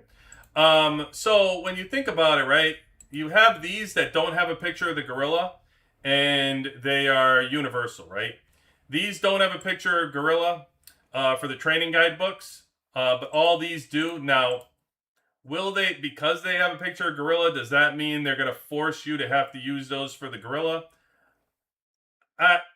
Maybe, but who knows? They might also change things. The game makes up its own rules. It always says that little fine print at the bottom, right? It always says subject to change, right? So, I don't know. Maybe they'll say it can also be used in exchange for blah blah. I just think for your purposes, it's worth it to wait if you haven't really spent on the Gorilla a lot of the things, and you're hanging out with a bunch of stuff, especially universal shards. Yeah, I mean, I would hold off.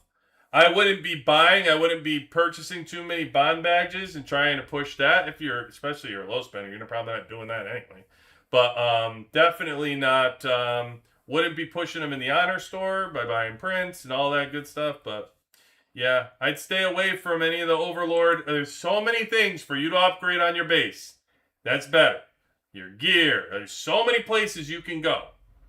That something that we don't know, the unknown. There's going to be another Overlord. It's just too close to not just hold off. So anytime I have the opportunity in this, and I get these choice chests, by the way, I always choose regular skill medals. I never choose the Overlord skill ones. I never do. I never choose them. So take that for what it's worth. But yeah, I wouldn't be spending on the grill. I wouldn't be doing it. Wouldn't be doing it. Not right now. Not knowing that there's going to be another one coming out. And for those of you that, even if you're not ready for another one to come out, we're going to have another one come out for us. So you guys are going to get to see it in advance to know how to plan. That's part of what I just talked about. The guinea pigs that we are, we get all this stuff first. You guys will get to see. You'll get to see the stuff and understand what do you want to do with it. So yeah, free to play low spender. I don't know. I think it's worth it to just kind of pump the brakes and see what happens after season 5 for us, which is only a couple months away. Yeah, it's worth it to hold on, especially because free to play low spender, your Gorilla probably sucks anyway. Let's be honest. I mean, early on, that Gorilla's it's just weak. Dies so fast if you don't have it built up. So that's why they're trying to let you push the bomb bags in the honor front. But I don't know. One of the most annoying parts of the Blood Hunter events was people running around constantly because they had so many teleports. So a reasonable amount of free teleport. Baja's getting burnt by people with the free teleport. No, I agree, Baja. Like, I'm not suggesting they should give unlimited teleports. All I'm suggesting is that they do the 5-minute teleporting that they've done in every other season. You can go between servers with a 5-minute teleport. That's all I'm suggesting. Why take that away? Why take away the ability to allow free-to-play and low spenders to teleport for free? It makes zero sense to me.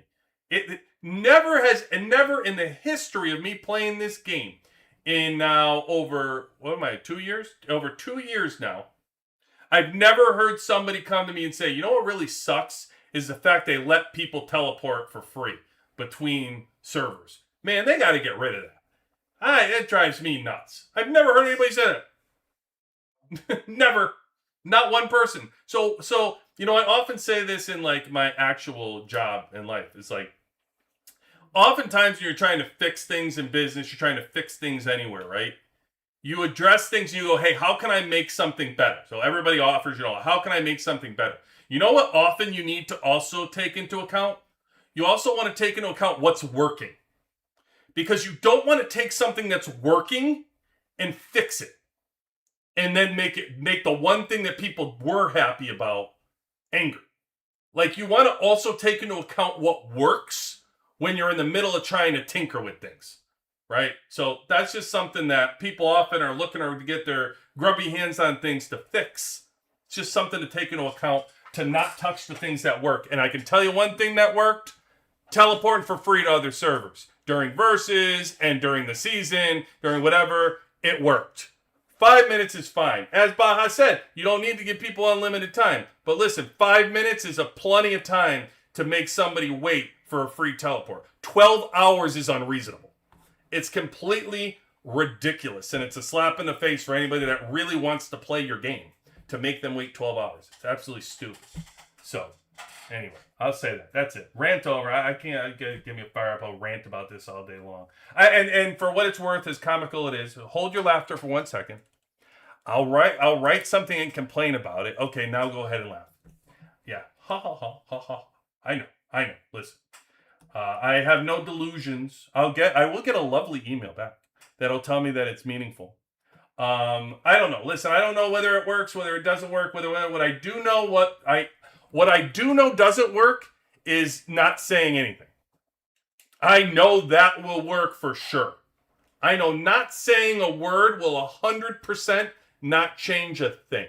I can guarantee you that. So will it work by complaining or saying, hey guys, and you don't have, by the way, oftentimes if you look at the YouTube comments too, some people are just complete trolls and jerk-offs. If you're a jerk-off in the comments to me and you say something stupid, I'm just going to say something completely sarcastic back to you because I really don't care. If you're not saying something constructive and you're just trying to be like, immediately aggressive and internet tough guy-y, I just rub you off as like you're a goofball. I don't care about you. But if you just want to have like a general, feedback conversation back and forth, then I would say that. So I only bring that up because I say, if you are going to say something to customer service, I recommend not the approach of, hey, jerk up, why did you take away my teleports? I'm free to play, you robbed enough money from me in this game with your money grubbing hand. But listen, approach it wisely. If you're going to try to give feedback to somebody, right? You can just simply say, hey, I noticed you guys did away with the free teleports that you've had in every single season, and now it's going to be very difficult for me to teleport around because I don't have a lot of diamonds. So I'm not sure if a lot of people have complained, but mark me in the column of, I need you to allow me to teleport more often, and I would love it if you would go back to the 5-minute timer. That's it. Send it. Maybe it doesn't matter. Maybe nobody will care. Okay, so then just send it and then have nobody care, but at least tell somebody. That's what I'm going to do. So just quick feedback to let you know, kind of, it's worth it to at least say something to somebody and then laugh it off like, yeah, it just goes into, some giant spam box where a robot responds back to you and blah, blah. And I don't think any of us are naive to think that maybe that is the case. But if it's not, it's worth the try. Baja says, oh, wait, Eric. To be honest, so far we haven't needed too many teleports because we're stuck holding offensive, defensive positions for so long. Usually, if you leave your spot, you're hurting your alliance. Yeah, but Eric, hold on. even if you needed to, even if somebody is invading you and they're invading you like 1 down or 2 down, right?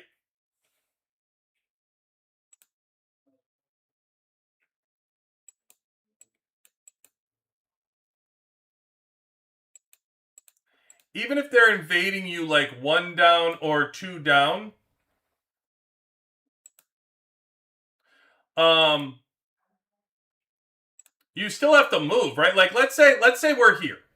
Let's say we're right where we are down here. Let's say this is where we are. And then let's say you want to go to, I don't know, you want to go to here. I'd still have to use a teleport to go over to where we are. And then you could take 2 banks a day. So let's say I want to take another one. So you're telling me I can only use my 2 free teleports that I get in 1 day when I defend the alliance or when I'm fighting the alliance. You'd still, there's got to be ways that people are porting around. Maybe people aren't attacking you as often, Eric, or whatever happened. What about those alliances, those weaker alliances that are getting attacked all the time? What if they want to go over to their, to their alliance? They're going to have to use different things, teleports to go back and forth to defend their their base. And that's why I'm saying, like, as you're defending, what's the harm in saying in 5 minutes you get a free one? Then you can just move over to the new one. Okay, somebody's hitting me over on this one. I got to go fight. Okay, cool. Give me 5 minutes. I get a free one. That's all I'm saying. Like, I don't think it's I don't think it's that hard to do. Death Wolf doesn't spend on Gorilla. There you go. Well, there's no need to spend. I'm saying don't even use your stuff. I'm saying hold on to your stuff. But Deadpool. I got Death Wolf and we got Deadpool. QB, do you know how does the season 5 train work? Welcome in, Deadpool. Welcome in. The train is broken. Deadpool. I don't know what to tell you. You plunder and you sell your goods, and that's it. That's all I've gotten out of the train so far. I tell them that I want to sell the thing. Otherwise, it's completely broken to me. The train was a complete waste as far as I'm concerned. That's what I've gotten out of it. I'm waiting to fight, so. Deadpool, I'm on board with you. When they fix it, let me know. But right now, yeah, it seems like a giant waste. I spent 90% of my diamonds on teleports, and I use a lot. Baha, I tell you what, the majority of my diamonds are spent on teleports as well. 100%. I use teleports like crazy, and that's what ends up eating all my diamonds up. It's wild. It's so wild, man. It's, I often look at it and I'm like, man, I need to stop teleporting around. I need to figure out how to be more wise about teleporting because I need to follow around free to play for a little bit and move around more wisely. I just feel like I do it out of convenience and it's costing me a bundle for diamonds. And I like to game shadow. That's what I like to do. Just game shadow some people and be like, hey, how are we going to move around together? I'll just follow you. Just let me know how you do it. That's what I like to do. Because it sucks. We need more than 2 a day for sure, but for a lot of times we're stuck. Especially when you're going from level 9, 10 cities because there's so few. So we're stuck. Okay, so I can see what Eric's saying. So basically, Eric is basically saying in the middle of the map here, like when you're going to one city, if someone's attacking you, you're very close to your level 9 cities that you might have. So if somebody's attacking the city, it's you're really close together. Like you could all be piled up right here in the middle and probably cover 2 areas right here where you can go back and forth between the 2 to defend it technically because you're so close. So if people are attacking the cities that you're in, it's not a large space of where you want to go. Right now, it's more movement. You want to go left and right because you got 9 days to move forward. But once you can start moving in this space, I think a lot of our time is going to be spent here, fighting, which I'm looking forward to. But I can tell you what, there will be some fighting. I had some fighting today, guys. It was just so quick.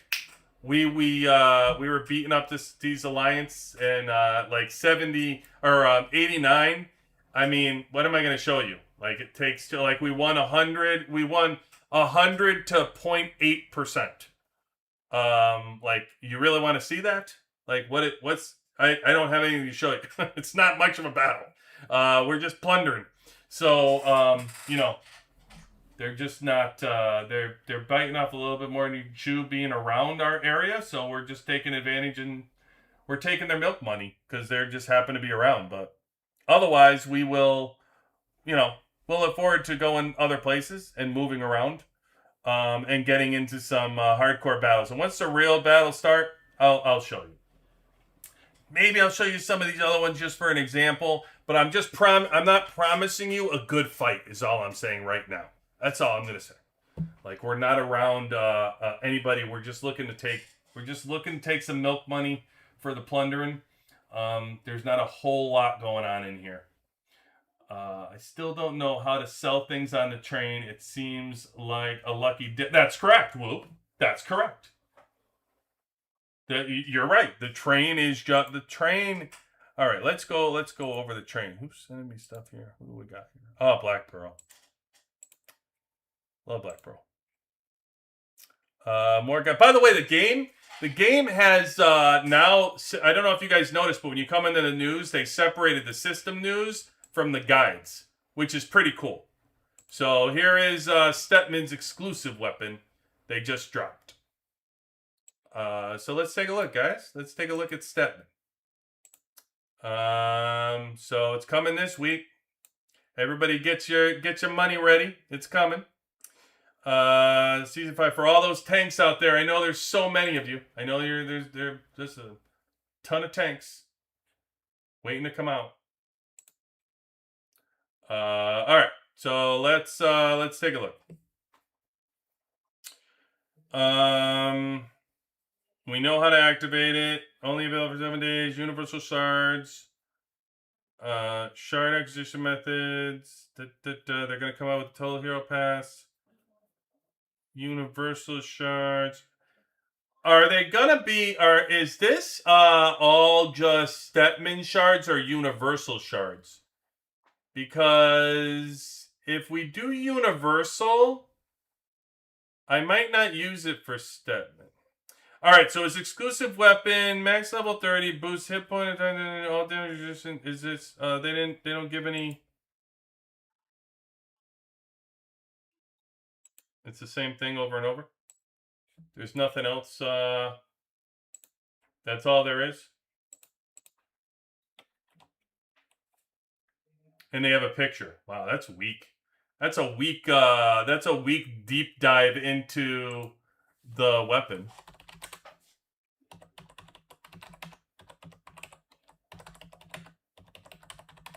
I can get you like what the stats are.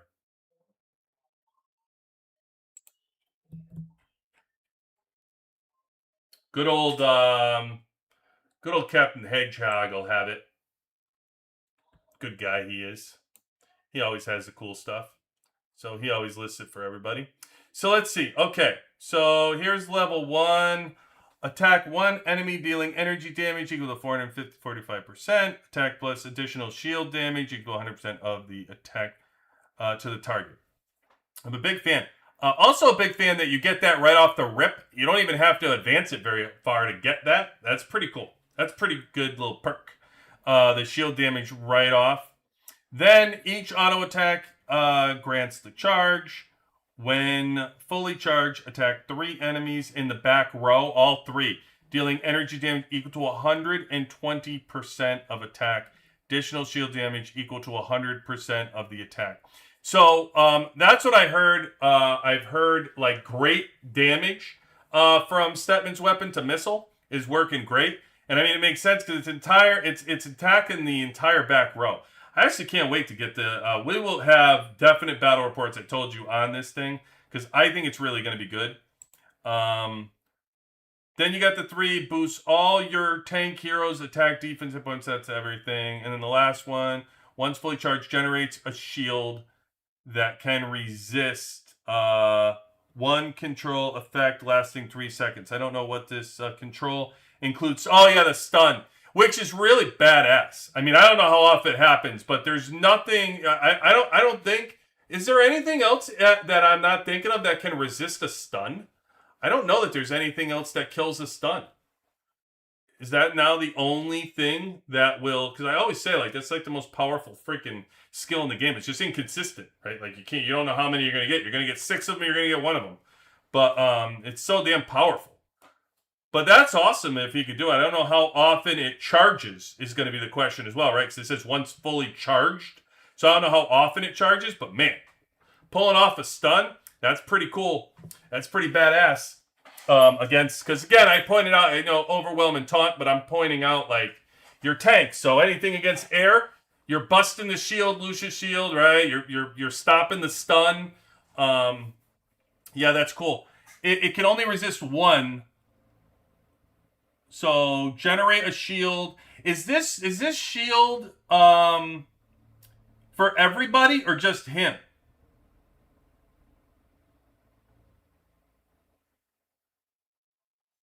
Because it says once fully charged, it generates a shield that can resist 1 effect lasting 3 seconds. Yeah, I don't know. Like, a lot depends to me on if that's everybody or if that's just him. But the other question that I would have for that would be how long does it take to fully charge? Because if it takes forever to charge and it only happens, like twice a battle, I don't know. Like, you have to time it perfect to the 3 seconds that she's going to stun, or it doesn't matter, right? Like, if he pulls off the control and Skylar stuns in the 4th second or 5th second, it's pointless. If it's pulled off every single time it's pulled off at the same time she stuns, then holy crap, that's pretty damn badass. Yeah, that's badass. I'm a fan. I'm a fan of that. I just don't know. So I don't know. And I've heard the damage is incredible. The feedback that I've got is that damage is incredible. But here's some extra stuff. So each auto attack grants 1 charge, maxing out at 3 charges. Fully charged Stedman's bonus skill effect from the exclusive skill will be triggered. Okay, that's from the one here, right? No, that's from the 2. The charge, yeah, that's from the 2. That's if you get it to 10, which is no problem. I'm sure a bunch you get it to 10. It's pretty cheap to get it to 10, right? So each auto attack, okay, and then 1 fully charged attack, 3 enemies in the back row. Yeah, okay, and then you can max out at 3 charges. Okay. Deals a damage equal to the percent of attack that heals in without affecting their hit points. No effect if the target has no shield, which is no problem. There's a shield. The whole point is that to hit them. I think the whole point of that is you're like a shield. The point of a shield is to defend an attack. If his attack is very strong and you have a shield up, then you go, okay, the shield is there, so his attack doesn't matter. If his attack is to drop your shield, then the rest of the team is able to impact you. So either way, it's a good attack. Because if it's going to make the shield drop, that's really good. Charge each auto attack did a shield damage, deals the damage equal to the percentage of no effect if the target has no shield. Yep, got it. Okay, cool. Yeah. I love it. I can't wait to watch it. I can't wait to see the videos of the people that actually are able to get it to 30 right away. It'll be a mess for me because I won't be able to get it right away. But I will have plenty of people that have it. Especially, I've been in the talks with King about this subject for a long time, so I can't wait to see the videos of the battles of these, and we will certainly be deep diving into that all the time. Oh yeah, we'll go into the train. I got sidetracked. Sorry. Which players fit which team with the tactical cards in season 4? What do you mean, Avis? What do you mean? Which players fit which team? What do you mean? I don't know what you mean. With the tactical cards. Why you can't see my messages? Oh, I can see your messages, Avis. I can see them. I was just doing the Stepman thing, so I couldn't see them, but now I got you. Woo, fought some players in Winter Storm with Stepman EW. Can send send it over, Woo. Absolutely. I want to see that. I want to see that stuff. The issue with it doesn't work in general. It doesn't work in general. It's anti-Lucius. I understand it's anti-Lucius. But what do you mean it doesn't work in general? I don't know what that means. I heard it causes incredible amount of. I heard that he causes incredible amount of damage. So you're telling me that he doesn't? Oh, mixed teams, Avis. Yeah, I mean, just as we did the sandbox video, Murphy and Sarah. Now this is before Marshall. I mean, before Morrison's EW. But Murphy worked great with Sarah in our sandbox videos. So putting the 4+1 card is only going to amplify that. That's going to be phenomenal when you put that in. So I would say air. I'm testing that out right now in 3v3 to just show the difference. So I don't know if you saw it earlier. I was talking about it. I pulled out a bunch of the, I'm going to be going over and showing the difference. So I have right now Fiona at 27 and Fiona at 30 because we just pushed Fiona to 30 the other day to see how much of a big difference there even was in the battle reports with her at 30. Now I mixed in Scarlet with Tank, and I'm mixing in Murphy with Air. So we'll be able to see how full Air versus Murphy with Air works. I have that, and we'll just keep doing this in 3v3. We'll be mixed squatting a lot of people so we can look at the actual differences. They are. I've gotten 4+1 up to level, I think, 5. I think I'm 4+1 at level 5, I believe. Once I sell my monster card, I'll push it to level 7. I think the important thing with the mixed squads that I'm noticing, though, is it doesn't mean you have to make everybody have a mixed squad. I think it hurts you if you make everybody a mixed squad. And that's what I noticed when I was mixing stuff around in Winter Storm and I was doing it. You end up hurting. Like you're pulling one player out to help another team, but it's weakening your other team. So it's really, you have to be smart about who you're pulling out of what team and playing. And you're adding to another team to try it, and somebody may work. So it's very difficult when you look at. So one of the things that people have said, like for example, Lucius with Missile is really strong. I tested it; it works great. Like Lucius with Missile is actually good. The problem is that people say it and they'll be like, well, why the hell would you pull Lucius from your air squad when you should pull Carly from your... Because Carly doesn't work as good with Missile. So if you're trying to pull and up your mixed squad with your Missile, you're putting Lucius in the Missile, you're like, oh, wow, that works good as a mixed squad. Yeah, the problem is it hurts your air squad. So you're really trying to find the right combination of using teams or mixing squads, where which team do you not mind hurting and which team do you don't. You have to play it around. And you have to mix it around. So that's what we're trying to do in sandboxing it and actually looking at the results against the other teams.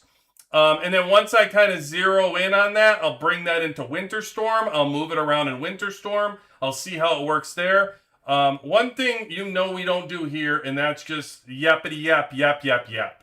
We actually want to see results. So we want to see the battle reports, want to dive in, and not just one oftentimes either. You need to look at multiple reports, different battle reports to see what the variables are of multiple reports of the same person too. You need to hit the same exact person. You can't be hitting just different people and compare the same report because that doesn't work. And that's why when we're doing it this way, and what we're doing is we're reducing the variables because we're going to be hitting the same people. So we have Eel, Tong, Dragon, Rich, and Lone Shark. We have 5 different players that we're going to hit, but we're going to have every single hit is going to be the same. The variables as far as how their chips are, or drone, or different things, gear, stuff like that. At least that will be taken into consideration of they'll be the same versus the different players, and we can look at the effects of the battle reports. I mean, I have it just for Fiona 30. I do need to go into this train, though, because before I get into this mixed squad talk, because I know he wants to look at the train, and I said it 4 times already.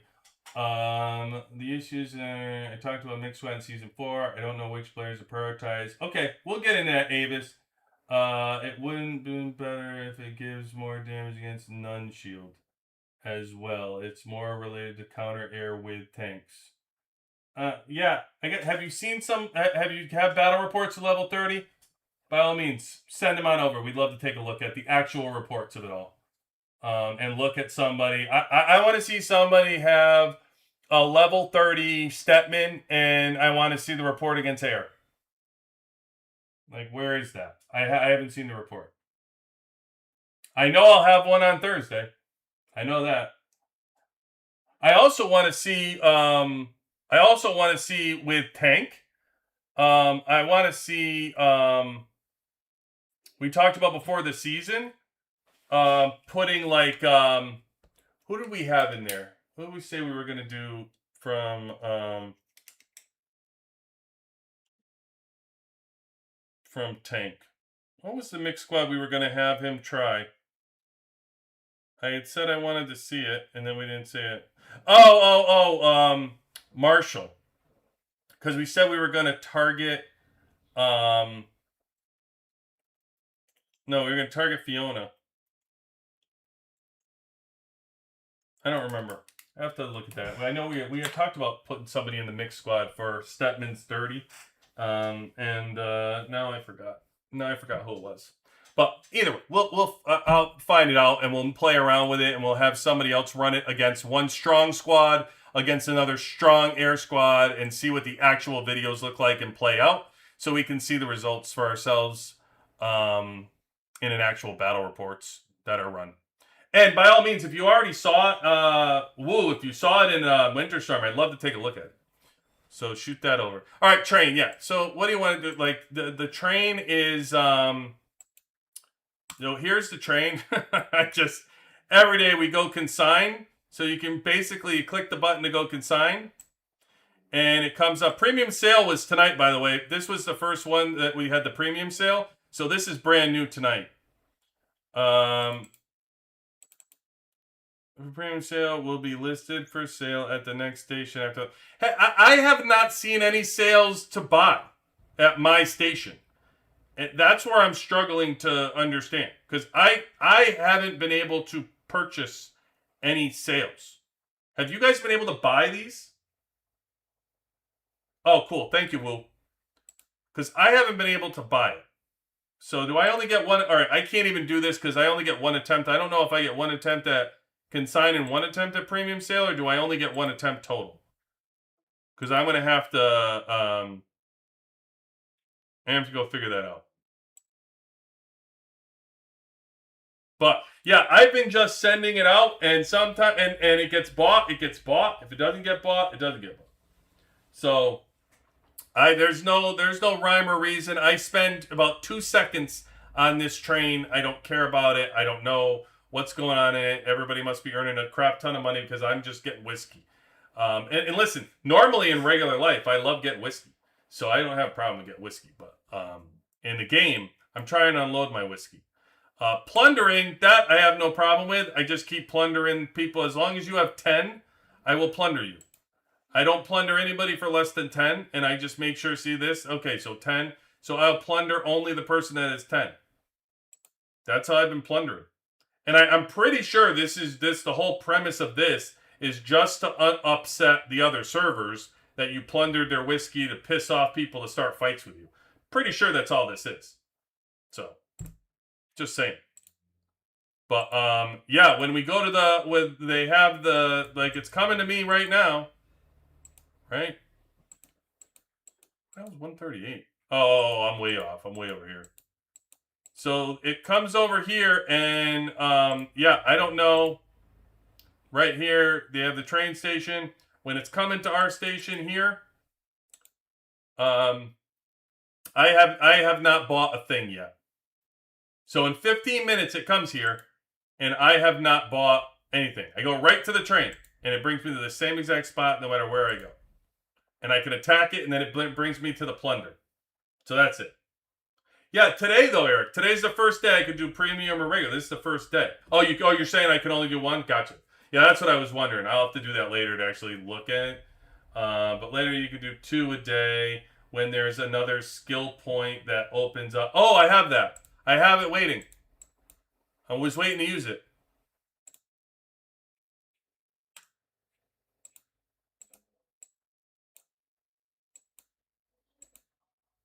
Right here.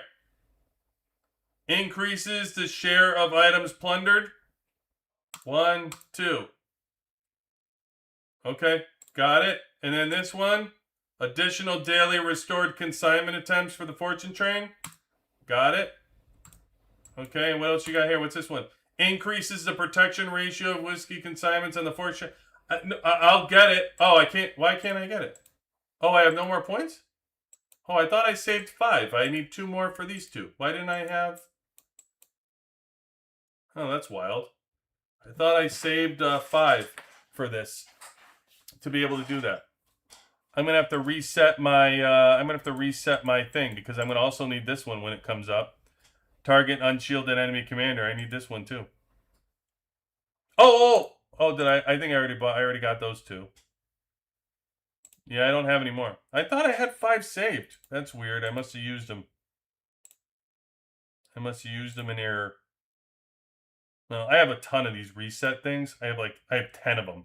So I'll use one of those and reset to get it so I complete all the season stuff.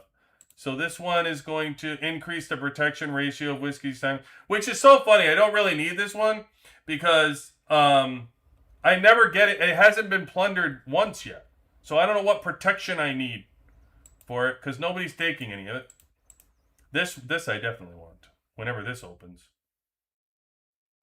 Yeah, that'll be soon. I'll be protector field pretty soon. There we go. Only 2 more to go. 2 more to get to level 30, and then I'm done there. Okay, let me just clean this up, and then I will. What time is it? I'm always here. I'm always here with you guys forever. Oh my god, I'm doing it again. Going over 2 hours again. You guys are too much, man. In general, let me say, okay, let me answer your question real quick. I think it varies for their plan. May I know the engineer skill you need to take? Michelle, welcome in, by the way, the WWC. What do you mean? Can you just clarify your question? I don't know what you mean. Avis, the train sucks. I'm sorry, brother. I don't have nothing for you. You can secure the second place awards by getting first place in the crystal gold. Right. So it's quite important to sell your whiskey and get more crystal gold. Eric, you don't buy anything on the train. Just sell your whiskey to get. Yeah, I'm gonna sell my whiskey now that it allows me to do this. I'm gonna sell it like dirt cheap. Eric, I'm gonna premium sale. I'm not gonna premium sale it. I'm gonna tell you right now. I'm gonna make this thing like 1,700. I'm 200 whiskey, and I'm gonna sell that thing for $50. Just get rid of it. I just want to get rid of the damn shit. Somebody else can sell and make a premium on it. I don't care. I'm getting rid of this damn whiskey. I just need to unload it. I got too much of it. Eric. Too much. I need somebody. I'm running all kinds of sales. I'm throwing mine on eBay. Just, go. Okay, look at this one. I got it. Oh, almost. All right, I'll kill a couple zombies. I'll be able to get this one to 30 without a doubt. I have a funny feeling. I think I'm going to be able to get all 3 of these, or the last 2. I get more here? What is this from? What did I just get this from? What the heck was that from? I only asked because I got, you guys are going to ask where I got the honor points from. I just got honor points. And you guys are going to want to know where I got them from. I don't know.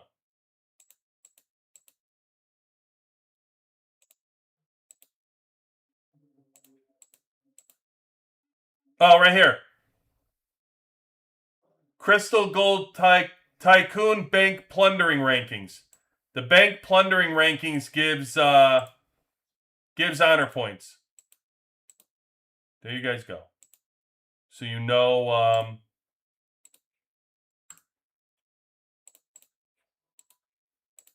just so you know, I got them. I don't think I got any more beans, though. No, not yet. Not yet. I will. All right. Eric, you'll run out really fast and not get much crystal gold if you sell it that way. You want to sell it usually around 200 if you can get the most profit. Yeah, but who's buying it, Eric? Who's buying my gold? Or who's buying my whiskey?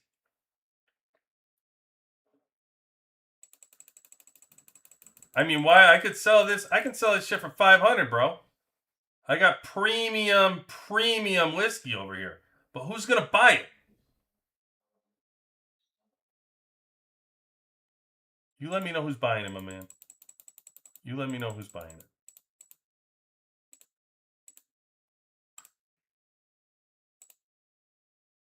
Because I don't think anybody's buying it.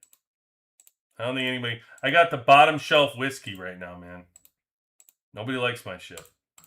All right, let's look at the. We can look at level 30 to see if we see any difference in these reports. We'll do that last because I told you guys we would do this for our battle reports. So let's take a look if we saw any difference with these battle reports for Fiona. The only real difference on these reports, I have them all lined up, but they're really going to be very similar to this. Eric says the stations just buy it automatically based on the purchase. So Eric, why wouldn't I just sell for 500 and have the stations buy it for me for $500?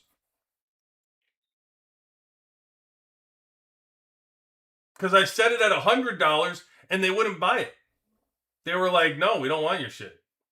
That's QB's whiskey. It's horrible." All right, so let's look at what you're not going to see much difference in any of these other than Fiona. This is for Fiona, so we can drop to the missile. So we can see the missile. I don't know what his Fiona is at. He obviously would have got exclusive. These are all spenders. So he would have got exclusive. I'm not sure if he has it at I'm not sure if he has it at 30. Why? Oh, that's just yeah, he went beyond I don't know. This doesn't tell me anything. All right, so he won at 1380 and on this one I have Fiona. So I did less. Okay, this one just the variable is really I have Murphy in here.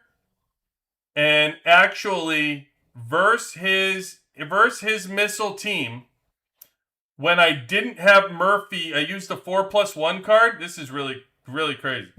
So when I used Murphy, I actually I don't know why I have DVA in the front left. Is that how my thing is set up?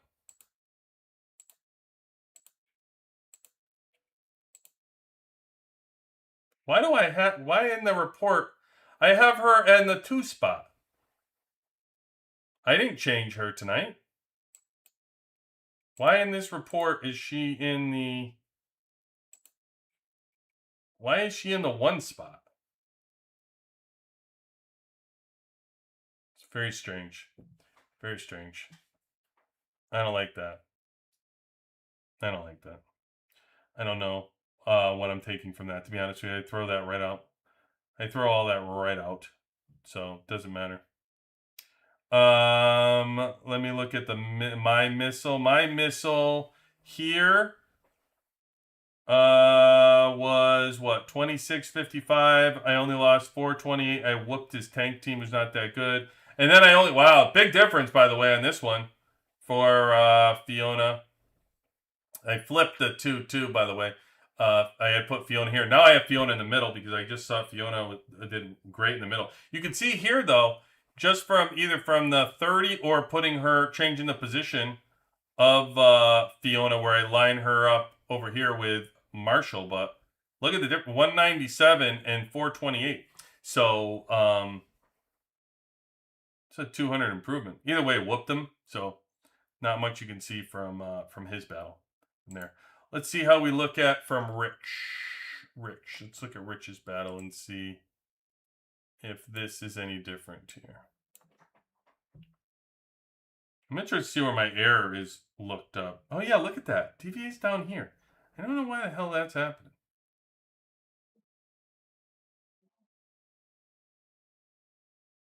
I imagine you beat me. Let's see how my missile did. So my missile for him, oh yeah, whooped him too because it's his tank. They're running their tank against me. I'm not doing that. I want somebody to run. We'll get to the harder ones. Dragon, maybe Dragon will do it. Dragon might challenge my missile. Let's see. Here's my missile. My missile against my missile. Missile, you went. Oh, on this one, he ran missile versus air. On this one, he challenged my missile. So missile against missile. And where did he have? Did I not pull this one? Nope, this one's a bad example too. Let's try Tong. Okay, I got a bunch of different people. I'll have a better air one tomorrow at least. All right. So here's Fiona. Yes, he went missile on missile. 1270. Oh, yeah, big difference. Okay, big difference right there. So this is just straight up air missile versus missile. And I did only kill 1270 in this one. And on this one, I killed 1615. So that's a good little chunk upgrade right there. Difference. Let's see what the damage looks like here. So my damage, my Fiona damage here. Oh yeah, look at that. The first fight, my Fiona damage in top was only 6.6 million. And then she moves to 15.3 million. Look at that difference. So no doubt, definitely don't want Fiona in the 5 spot. She fought so much better out of the 3 spot. 15.3, because even the difference between Tesla is 10.7 over here. He's only 11.2. Not much difference there. Swift's the same for the most part, being in the middle. So we'll see tomorrow when Fiona's in the middle what we end up with. But man, what a difference that is. What a difference that is. 6, 6, and 15. And that's really where you're seeing the difference of me killing his troops too. And I mean, even the kills, like I had 276, it goes up to 351. So yeah, that's a good healthy chunk right there.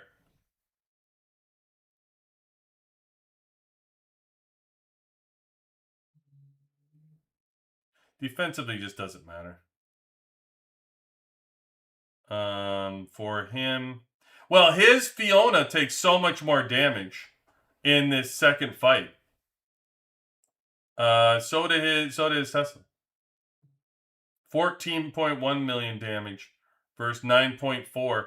And look at his Fiona. It took 5.9 and then it went to 11.3. But that's because the fight was longer. But it just goes to show you, it's either the level, we'll find out tomorrow, out of the level 30. Either way, flipping her to that spot certainly helped. We'll find out tomorrow. And then we have Eel, so we have one more that we ran. I don't know why I did the DV. I must have just, the Diva, I must have just did that by accident. I don't even remember putting that back.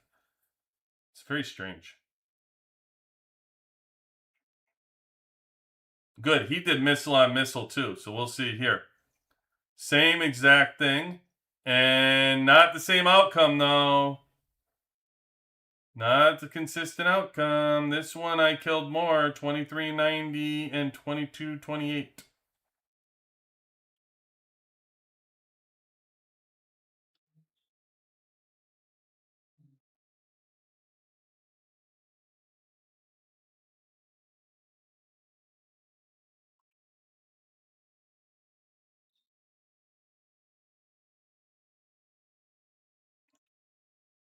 It's Swift is all the difference.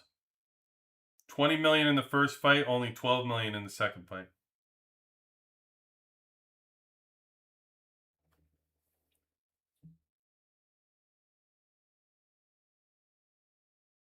Who was this again? This was Eel.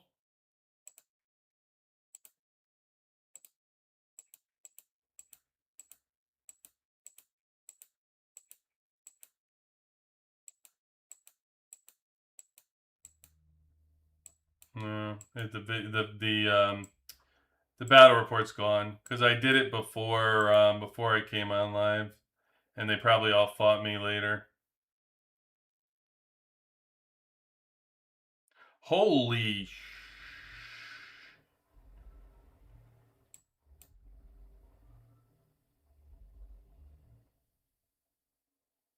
Oh, because I put my gorilla this time. Now, why would I do? Why is my defense? Oh, that's me fighting him. I was like, okay, that's not me defending. This is me. Yeah, okay, this is me attacking him. I think in both of them I attacked him. Yeah. One I just lost and one I had beat him.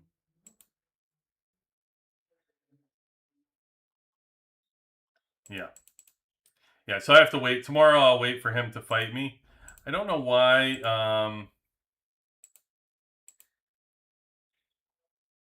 Okay, I have her in the middle. No gorilla. That's what I want. I don't know why Diva got put over there, but... Okay. Yeah, so the one report that I was able to get out of there, it looked like it was way more effective to have her in the 3-hole, though. So we'll see how she does in the 4-hole tomorrow. Fun stuff. Fun stuff. I could look at that all day. What do you have, Eric? The stations you buy automatically because the purchase quantity is limited. You need to find when there's not too much whiskey on the train, but the purchase quantity is high. That's when you sell. If you just send randomly, then you won't sell much. What's up? Just checking in. Hey YSR, nice having you in. Okay, so let me. I'm picking up what you're putting down. So right now the quantity. Where does it show how much it's selling for right now, though, Eric? So the train has 76,275 on it.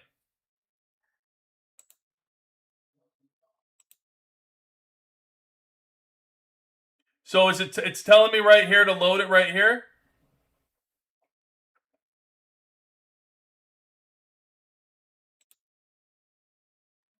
Highest price 500. Truck transported goods 138,633. The problem is, Eric, they don't tell you the higher price and what's a high versus a low as far as what the train is taking.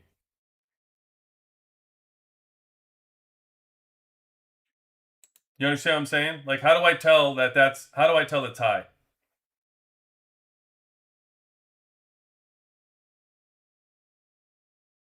Like, it's going to purchase 16,668 at the station 6, right?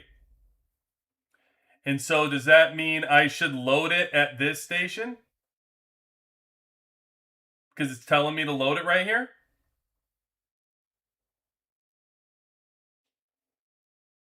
It's not telling me the price record, is it? Is this the record right here? Oh, wait a minute. Hold on. Station 7, carried goods 70, goods sold 70. Wait, but this is my record, right? This isn't the actual record. This is my record.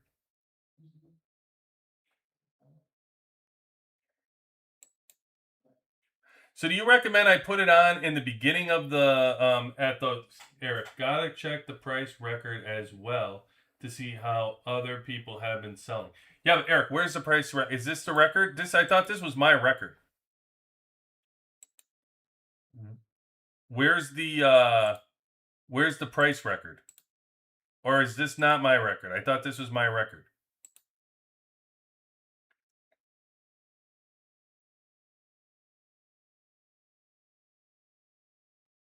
Is this today? Okay. So today it looks like 10 got sold in the middle. 10 got sold, 10 got sold, 10 got sold at 179. This is the trade record for, is this today? What's today's date? Is this today's? For 7 stations?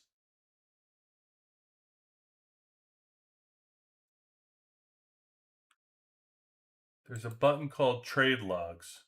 Oh, right here. Oh, I got you. I got you, brother. Okay, I missed it. Okay, the number of goods at the station by changes based on historical sales. Got you. Purchase quantity. Highest price this round, 171, 500, 500, 500. Then they didn't buy any. Oh, look at this. So they didn't buy any. They didn't buy any here. And then it goes and it buys a bunch here. Buys, buys, buys. And then it goes dead again. So I got to load it at 171. I got to load it at 8014. Where is it right now? It's at 138. All right, it's here. Ah, see, you don't want to load it right now because it ain't buying crap at these here. So the next one I want to load it at is 8014.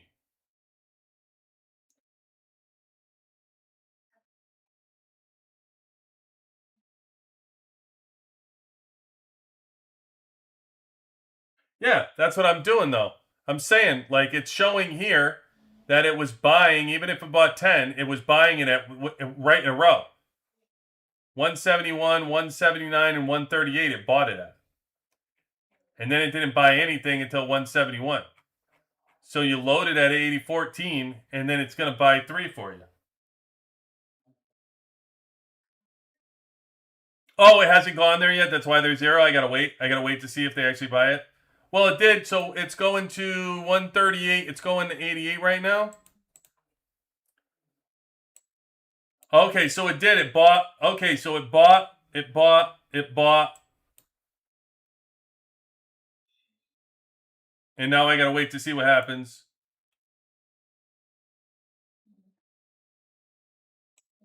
It's going up. The purchase quantity, it looks like it was 10. Then it went up. It actually went down. Then it spiked. Then it spiked.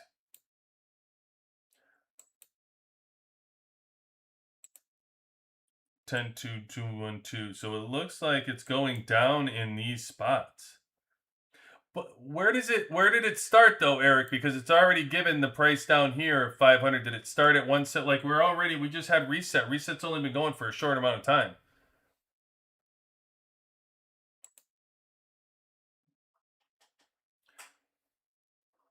Oh, for real? I can actually study this? Oh, I can actually study this at different times? Oh, this is good stuff. Okay, I'll do this. So I can study based on last week.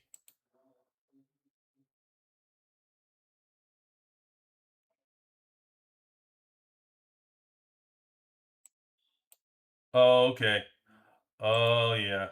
All right. Game on. Game on, Eric. Okay. All right. So let's see. We're coming up on 88. But I can't load it now. Can I load it now anyway for 88? Because it's in the middle of, well, you got to load it at the station. So I'm only going to load it. So let's see how 71 does. Or when I put it in, is it only going to load at my station anyway? I can't load it at anybody else's station, right, Eric? Oh, you can load it at different stations? Even though I'm on 71, it's going to load at different stations?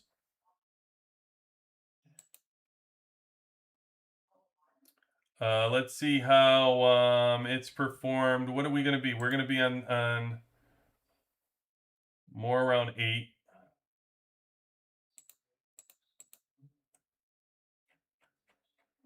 Look like it's not going to. Okay, so previously.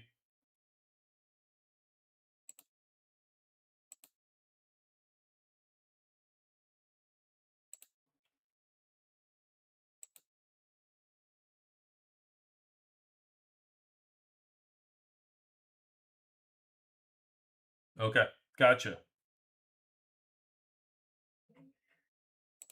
I disagree because I was just looking at whatever server I was looking at. 138, I think it was.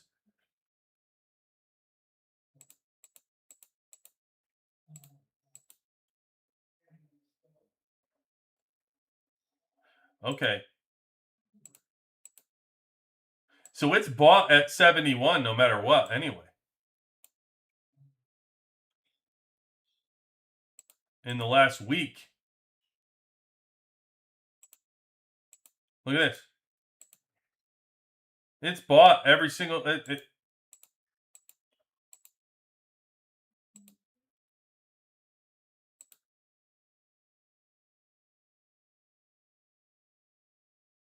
Okay. All right, Eric. I'm gonna legit try it. I'm gonna legit try it once it gets to 5. In 8 minutes, I will try to sell it.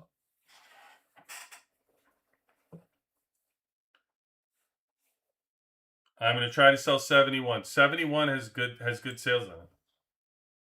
Last week. Last week 71 was hot. So I'll sell it. I don't know why I saw her. It might be the magic server. We'll see. We'll see. We'll try to sell it. And we'll see how magic it really is. And then I'll let you know tomorrow if I was able to sell my goods or not. And we'll see. Well, it's much easier. I get it now. At least I understand it before. It's better you explain it than the game tries to explain it, because the game doesn't explain it at all. All right. Well, is this the battle I'm gonna watch? Is Stet exclusive? Oh, 17 though, huh? Okay. Fighting tank, another tank team. Without. Okay, so Stet with weapon against without. Okay. Okay.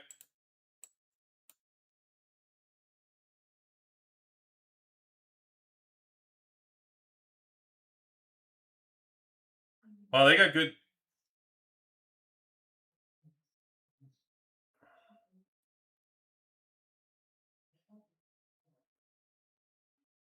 Gear's a little weird. Over here, they're very chip focused. I don't know why they put so much into their chip. They should be putting more in their radar. They put so much into their chips. Rather see this filled up.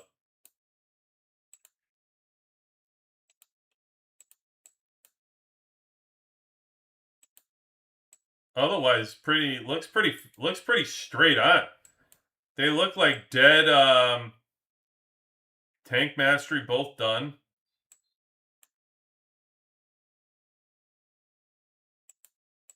Look at that. The deck goes pretty close.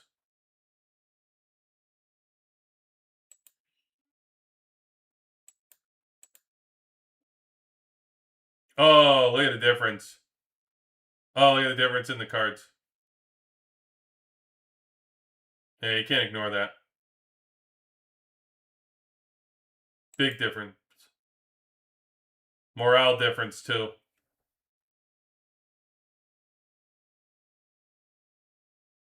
They must be getting the morale from the cards. That's a big difference. They got the quantity. They got more, but this morale difference is big. Oh, their war leader too. Oh yeah, this is a whole mess. This is a whole mess. That's where they're getting an enormous advantage, man. Their war leader plus they're getting whatever percentages. This was in Winter Storm, you said? Or 3v3? I don't even know who's still on. This is the problem. They're jacked up. They got the advantages from yeah, okay. All right. We can watch the video. See the weapon, but this is why there's too many variables. This is why you got a sandbox with the same reports. It's very difficult. Oh, snap. Is that the weapon? That thing's pretty cool. That thing's doing some damage at 17. Wow. Okay. All right, did you see that? Did you see how much he's throwing out? He's like, this reminds me of watching him use that weapon. Is like, I feel like I'm watching Street Fighter, right? But it's like, Ukin. That's what it looks like to me. It's like watching Street Fighter. It's like Stepman's like Street Fighter. What is it, Ryu? Who had that? Who had that little fight? I think it was like Ryu or something. He's random too. Like, look, do you even know why does he just, for no rhyme or reason, he spits it at the gorilla and then he spits it over at the defense. It's kind of like, and you see how he throws like 5 or 6 of them sometimes. Sometimes it doubles up. Look, then he throws like 4 of them.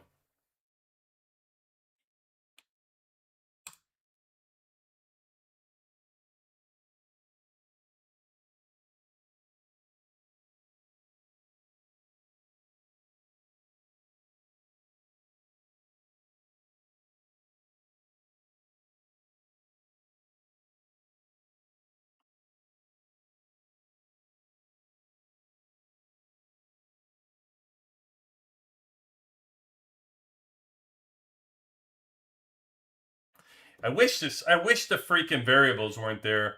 I'd love to say that it's, like amazing damage, but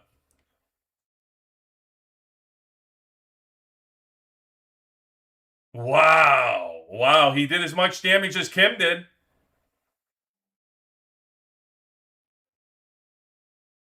He equaled Kim's damage. Wow.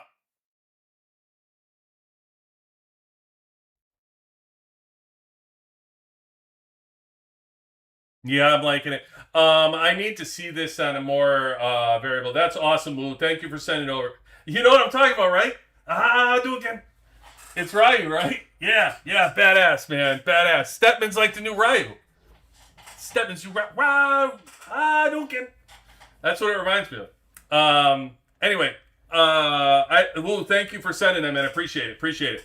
I can't wait to see more videos because I want, like, that was at 17, so I can't wait to see it jacked up to be at 30, and then we got to reduce some of the variables. This report, I mean, Woo, you were getting, they got you all over the place here, man.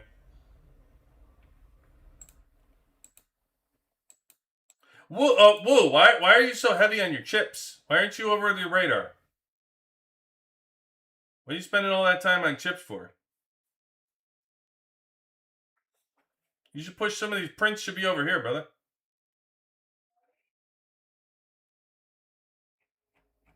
Got a huge advantage on you with the radars.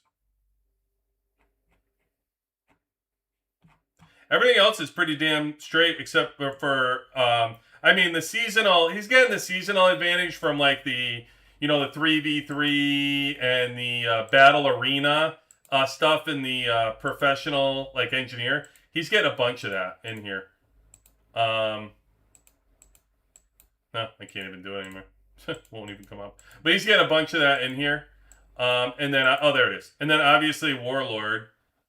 So he's taking that. So no big deal if you're not Warlord right now. But normally if this battle was in a regular PvP fight outside of the arena, you would only get like the damage reduction, I think, and is it these two? I think I forget. It's one of these two. These like 5%. You're getting these from, unless he's getting these. I don't think, is he getting these from the tech? No, because the tactic card's completely separate over here. This is where he's getting all this. Huge advantage for you on the tactic cards. You're only 3 and 4. Where else is he getting it from? Oh, he's got all kinds of levels up, man. He's got a lot of experience that he's using over here.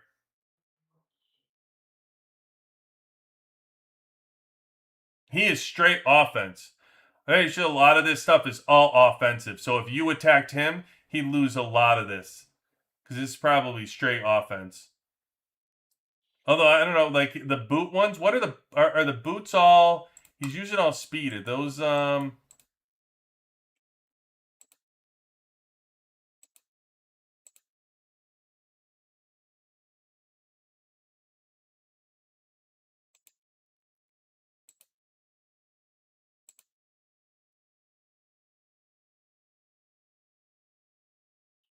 Attack. Attacking. Attacking. It's all attacking. He's getting all the random stats on you from attacking.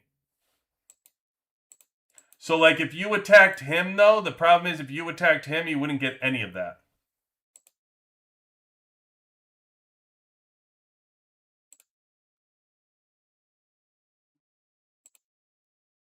Because you have the defending ones.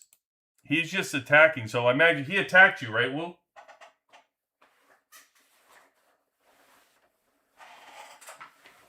Yeah, you see that, Easy? You see that? That was no joke. That was no joke. He's killing him with the attack.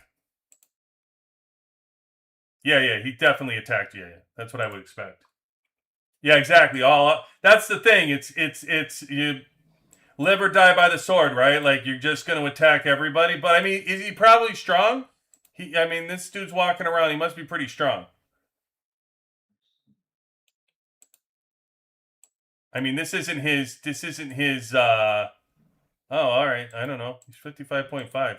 That's a hell of a boost he's getting right here. That's wild. He's getting 18% hit point boost. That's wild. Those percentages are absolutely wild. You know what would be awesome to see, Woo, is if you had the defensive cards right back at him.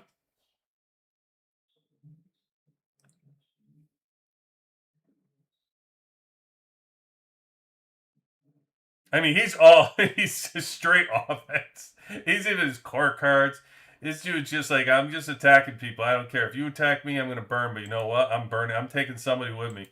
I'm taking you with me, man. I'm taking you with me. That's pretty cool. I mean, you hold up pretty good considering all the advantages on your cards. 6.3 to 7.1 is irregular. It's just, yeah, it's wild. Those are some wild offensive numbers, which shows in the statistic. I mean, he's clearly blowing you out. Look at it. Look at his Kim and his Stepman. They're just jacked up. They're just jacked up, man. Should have told him the steroids are not allowed in the battle. You can't just be using. You need a test after this battle, Woo. You should have made him piss test after that battle.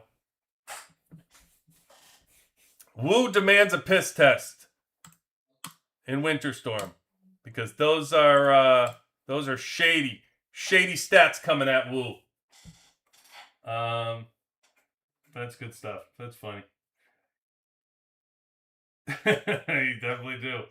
All right, this is work. That's what I see. The ultimate defense. Yeah, that's what I know. That would be cool, right? YSR if it had like just the like what. Let's see what defense matters. That's what I'm telling you. It's going to be very interesting. You see these offensive cards, right? And that's what I was talking about earlier when I said, well, what if we just went straight offense?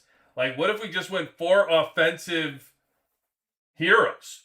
You know what I mean? Like 3 attack, 1 buff, 1 defense, and then now you just add in those core cards as straight attack, and you just blitz everybody, and see, just throw defense out. Sada, yeah, I bet his Sada's after him.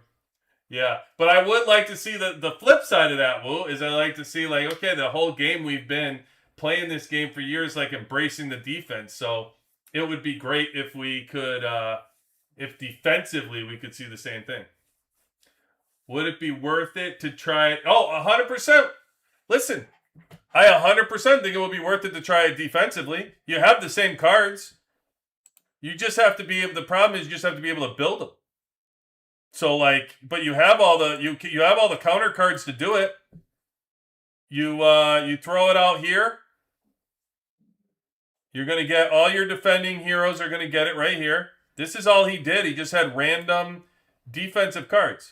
So here he was getting it. This is just going to reduce your wound rate, which, by the way, reducing the wound rate is no joke either. Because when you think about what your troops are doing, the T11s, when you get to T11s, it's 5%.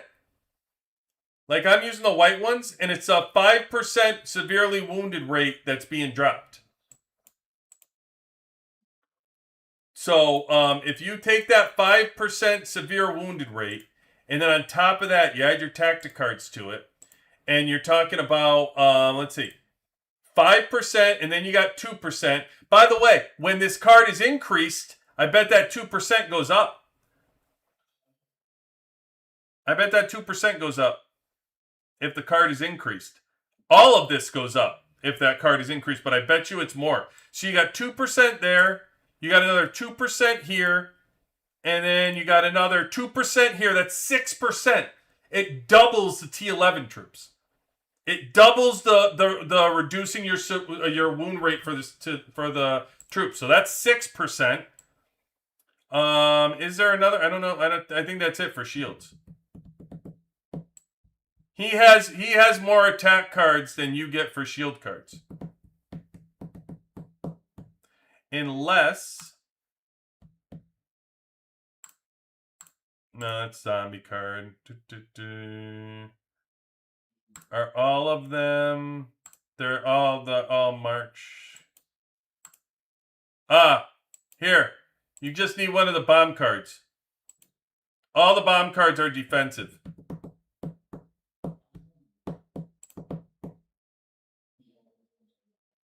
Oh, wait. What am I talking about? 1% for this one. Here it is. This is the actual card right here. And this one's only, oh, it's a blue card though. They didn't do any kind of, game is not embracing defense. That's for sure. But I mean, the bomb cards are all defensive here. So you could use one of these. You're not going to get any kind of, like, you know. It's funny, you're increasing the durability damage, but you're upping the defense.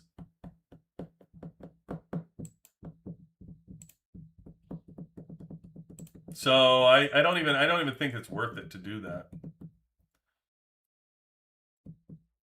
You can use your 4+1 card. Oh, use your 4+1 card. Use your 4+1 card. You get the troops. Look at that. You get the troops and you get the defense. So you use the 4+1 card and the 3 shields to maximize your defense. And then you use right here, this one, defense right here, for your defensive support. You get your defense up there, and then there's another shield right here. You get defense.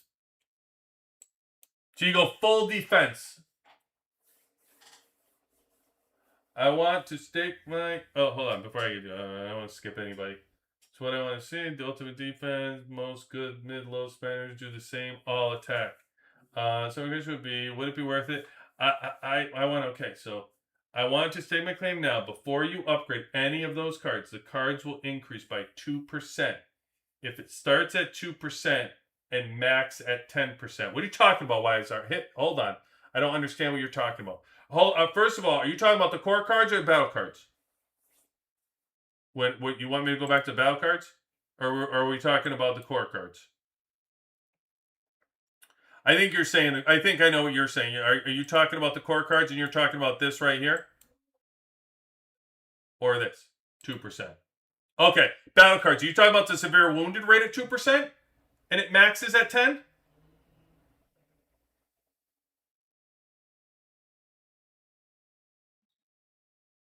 Oh, that's badass. You're telling me I can max my severe wounded rate at 10% per card? So I can get 30% max wounded rate drop and plus use the T11 troops for 35%?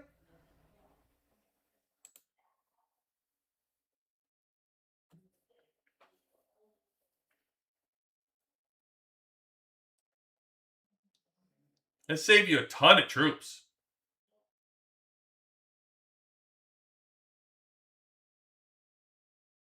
It's not sexy because everybody loves offense, but defense works.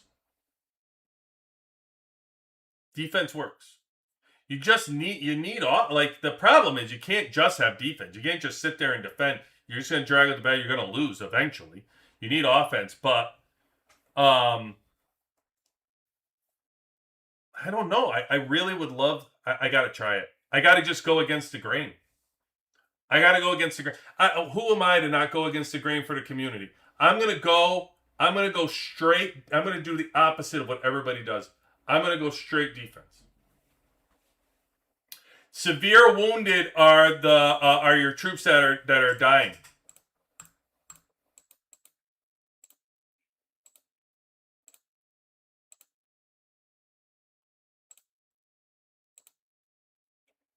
So here's you're killed and you're injured. So here, I think you're severe. Right, the system calculates the number of severely wounded and killed. Oh, severe wound rate right here, your death rate. So it's a what? Yeah, so one's going in. So severe wounds are going to the hospital, as opposed to just surviving.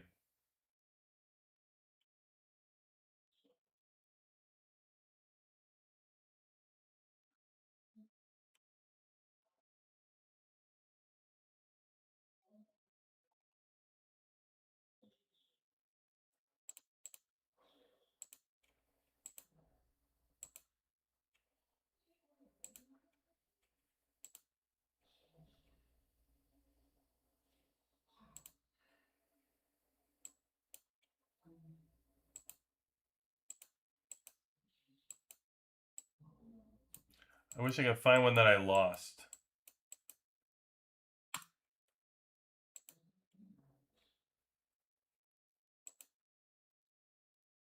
Even when I lose, I win. Let's see. So see, you get right here. See, easy. So I got 434 were killed. I got 1,083 that are going to the hospital, and I got 1,037 that are just injured. So it's telling me that this is severely wounded versus my death rate, right? So if I'm sending them to the severely wounded, then they're going to the hospital versus they're actually getting killed. So you take 40% of these, and they just go to your injured. They won't even fill your hospital.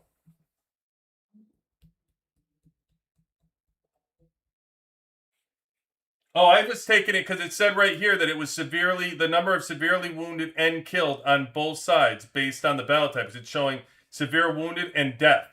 The severe wounded rate versus the death rate. So I would take the severe wound rate as the one that goes to your hospital and the death rate as the one that's dying. Do you not take it as that?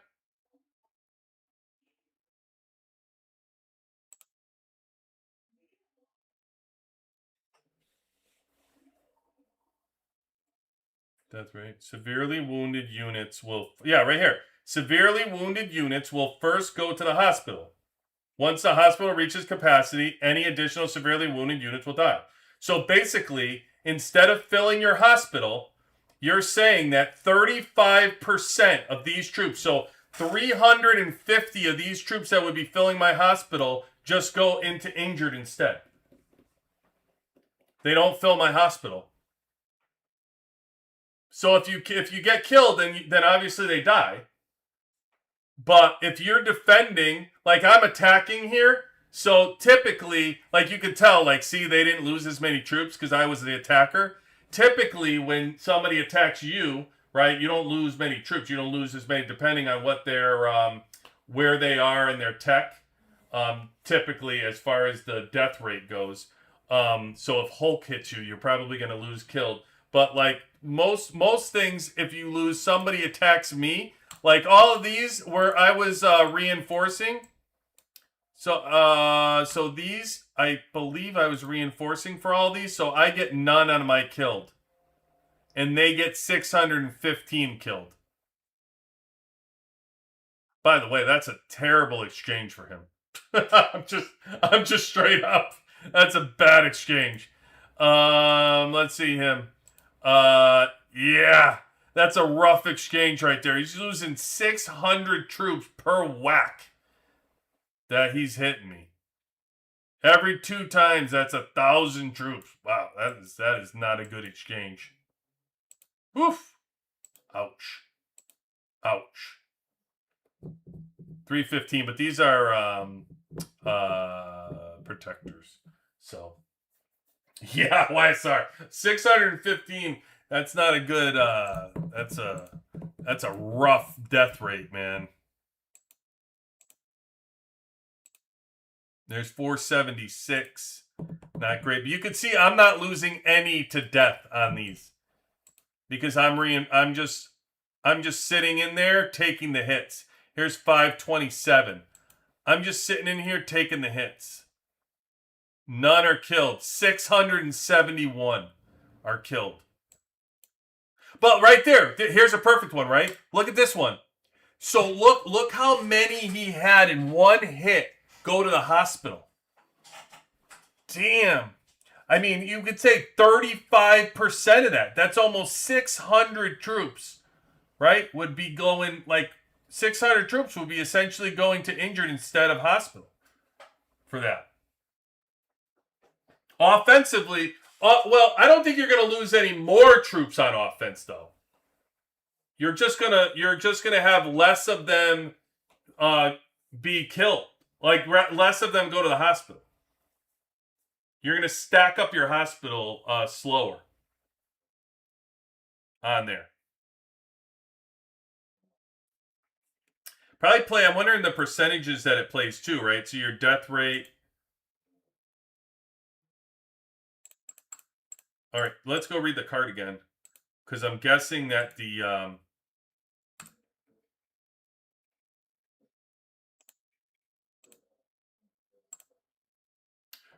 Roost Severe, the squad gains one. Oh, and on top of that, by the way, it's during defensive support, though. It's only during. But you're gaining it here, right? Like, you're going to gain it here.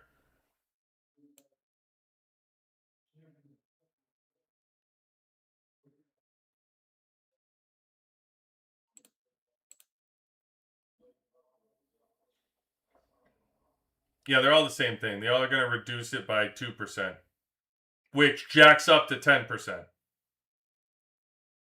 Not to mention, though, by the way, let's also factor in, because the fine number you're taking out in March versus defending and well, here's the thing. So these reports that I'm showing you actually are me attacking a bank. So all of these reports are for me this morning attacking a bank. But I'm not attacking it. I'm just sitting in it. They're attacking me, trying to get me out of the bank. You see what I mean? So even though I'm attacking the bank, because I'm in it, I'm considered the defender in the bank. So as long as you're in it and you're sitting in it and they're hitting you, you're defending it. And I got to tell you, for the most part this season, I'm just saying, I don't know, we'll see how the season turns out.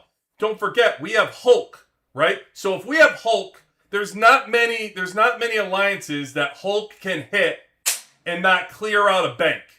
So I'm guessing that I'm probably going to be if you think about sitting in a bank defending and people trying to get you out of it, I'm probably going to be defending it more. Now, what I wonder is, here's an interesting thought.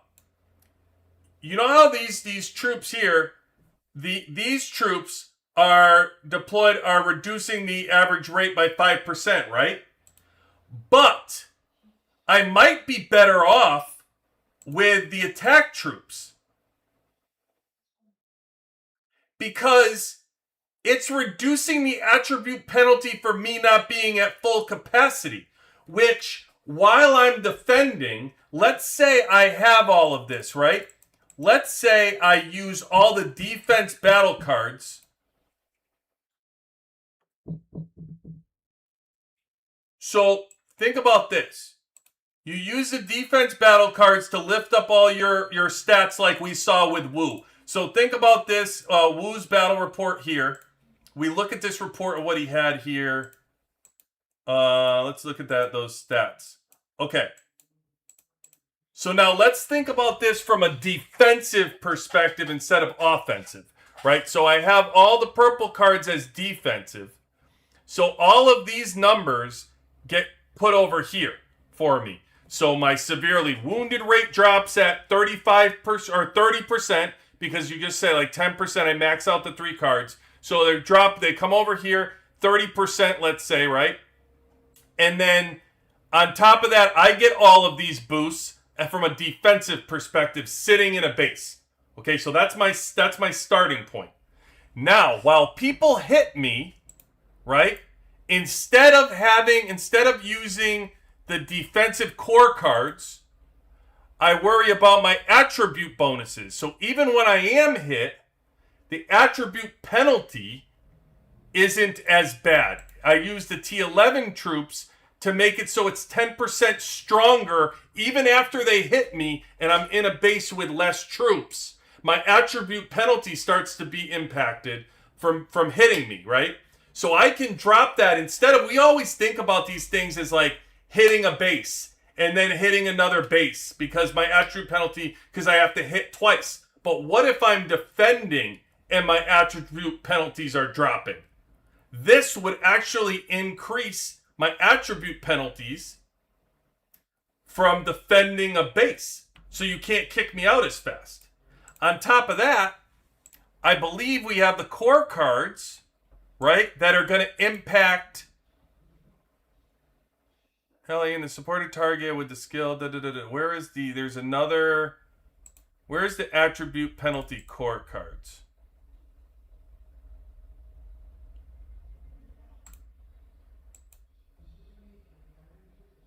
No, that's wounded rate. Is it the attack cards are the...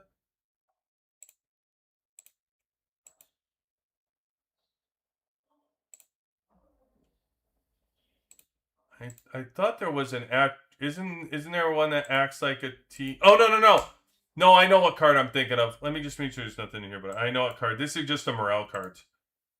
I know what I'm thinking of. It's the it's actually a core card or a battle card. I'm thinking of. It's this one. Reduce the squad attribute penalty for not being at full capacity by 4%. This is after winning a PvP battle on the world map. This is an addition, though.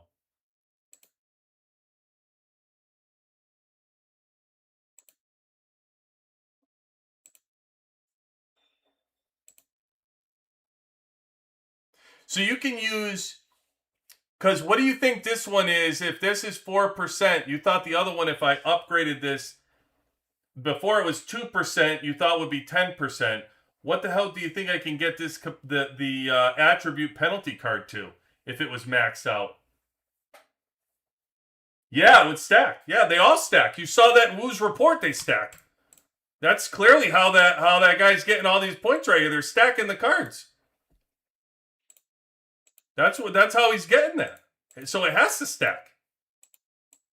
You don't get these type of friggin' ridiculous numbers without stacking. He must be stacking those het point, attack, and defensive boost penalties or attributes. He's got 4 straight attack cards. So he's getting what, like 4% per card, 5% per card, and he's ending up with 20%. So yeah, they all stack. So that's what I'm saying. If I got the T11 troop, the attribute penalty that you could reduce, then why wouldn't I want to reduce the attribute penalty on top of it with the card? Because this card is going to be more than the T11 troops. If I max out this card, if the other one you're telling me is going to be 10%, I can't imagine what this card would be. This battle card right here, if I max this out, what's this going to be, like 15%? The attribute penalty would be like 15% if I max that card. Somewhere like that. 13, 14. And if it's 20, can you imagine? So it's 20% plus the T11 troops, another 10% attribute penalty that you reduce. So I can do both. I can up the defense on while I'm in there. You're defending, which is sending less troops to the hospital, and your defensive stats are going through the roof while you're defending. It's killing you less.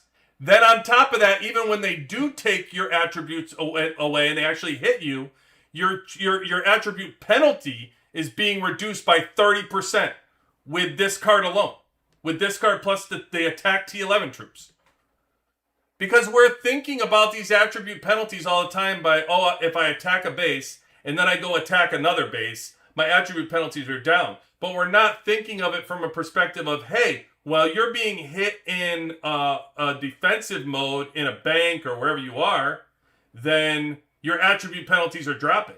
Or your attributes are dropping, and you're defending. So if you look at some of the battle reports I have here, I'm defending less, like here. Right here, you can see. I went from 70, my missile is 78 million, I'm down to 64.5. So imagine if instead of 64.5, I'm 25 or 30% less on my penalties. On these attribute penalties that it's giving me right now. For my units, everything goes down.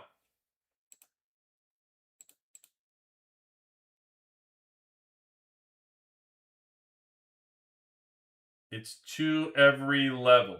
2 every 2. You're saying 2 what? What's 2 every level? 2 every level for the defense, or the attribute penalty?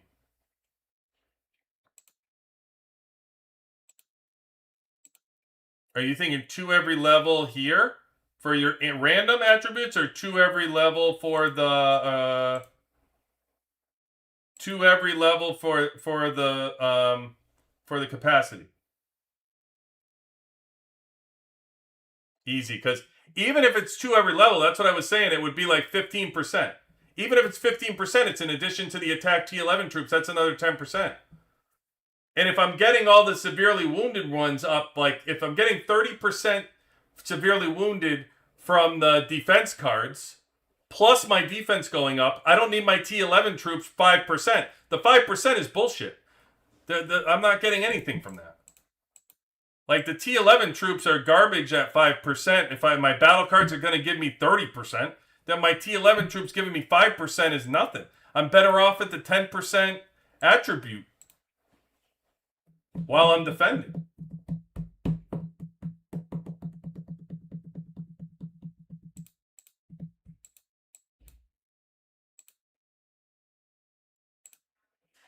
Where does it say that, man? It just says get 2 to 3 randomly, but it doesn't tell me every.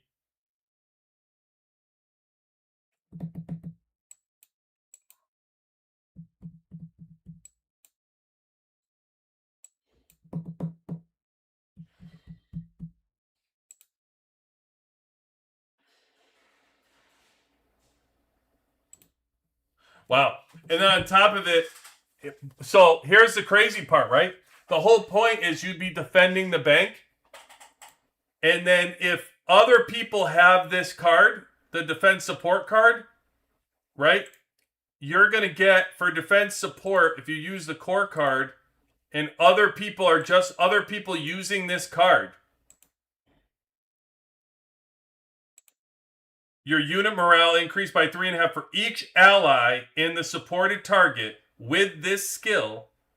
This effect is increased by 3.5% for a maximum of 10.5%. So I just need 3 other people to have this same card, to use this card, who's defending. And then this jumps up too, on top of it.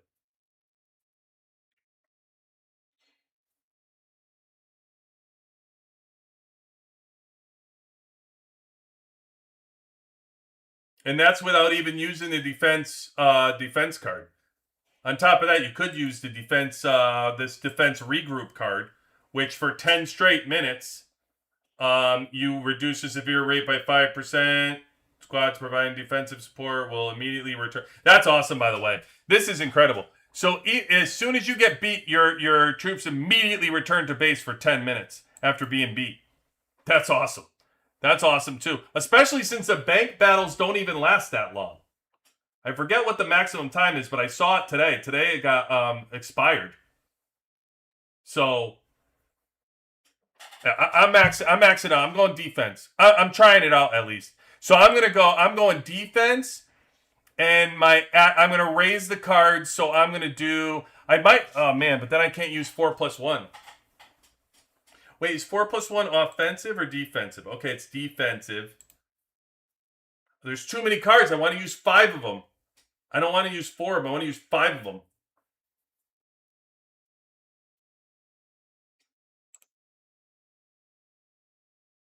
This reduces rate. This reduces the rate.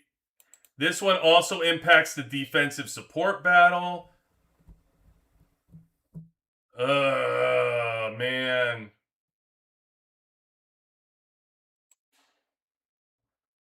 Wait, what?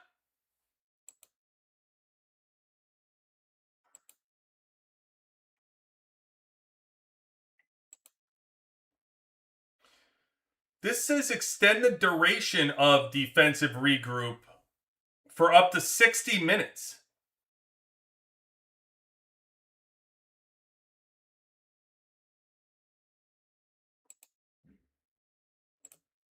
Isn't that the core card that says it only lasts 10 minutes?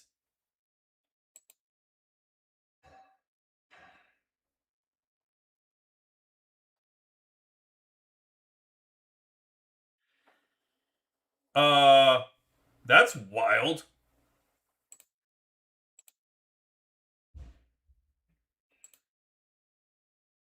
Extends the duration of defensive regroup by 4 seconds. So I imagine every time I increase the card, it moves up. But then it says up to 60. That's a hell of a jump from 4 seconds to 60 minutes. Right? Or am I losing my mind? Like, that would mean, like, every time I'm going to increase it, it's going to go up by, like, 100 seconds? Like, how am I going to get the... I don't know. I don't understand that. The squad is under defensive regroup status.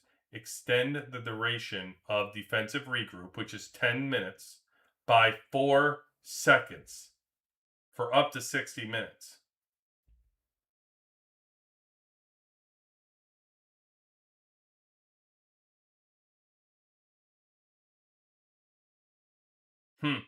I don't fully understand it. I mean, defensive support is when other commanders have the same card. We talked about that. You're in a building and whatever, right? And then you use the skill, which is 10 minutes. And it even says it's for a limited time. And then it says for a limited time, you extend the 10 minutes by 4 seconds for up to 60 minutes. I don't understand. I'm completely baffled by that one.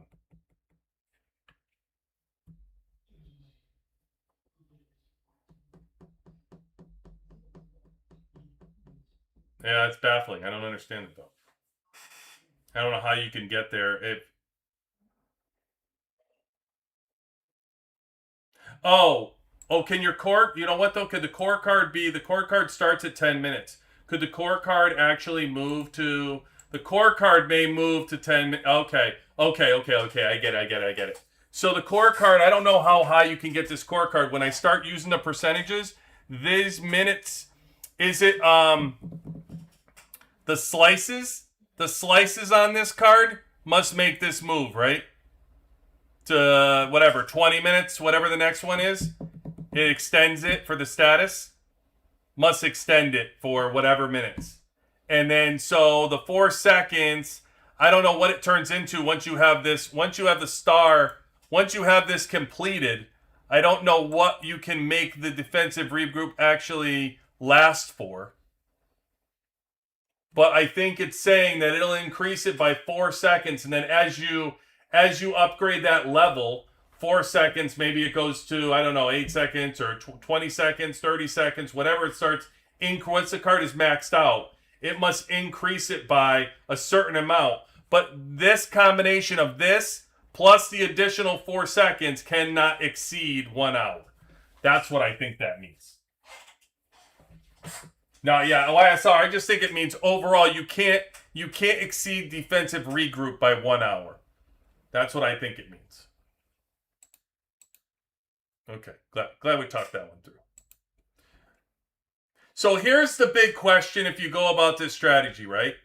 And I'll let you go after this because this is just, so you guys got me talking about tactic cards. This is another thing I can talk about all day long.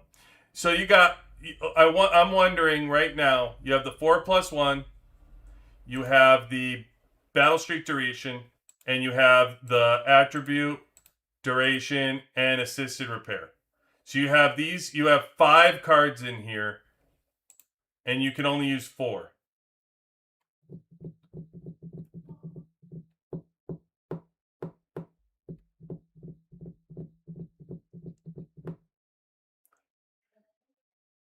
I'm thinking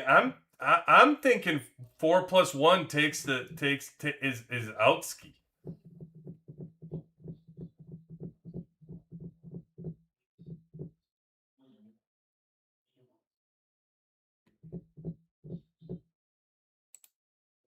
I don't know. It really depends on how much. We'll see when we run these battle reports versus these other people. How much more true damage my heir is doing with Murphy. And if the damage that he's doing with Murphy has to equate to the difference that I'm getting from the battle card increase.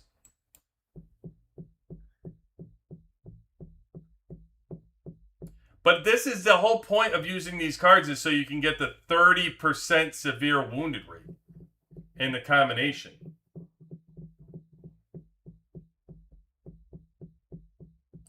The 5% might matter from the 4+1. You mean that what 5% you mean? You mean this 5% from the defending? You don't know what it's going to be. You mean 5% from the bonus? The bonus attack, defense, and hit points? If you increase that?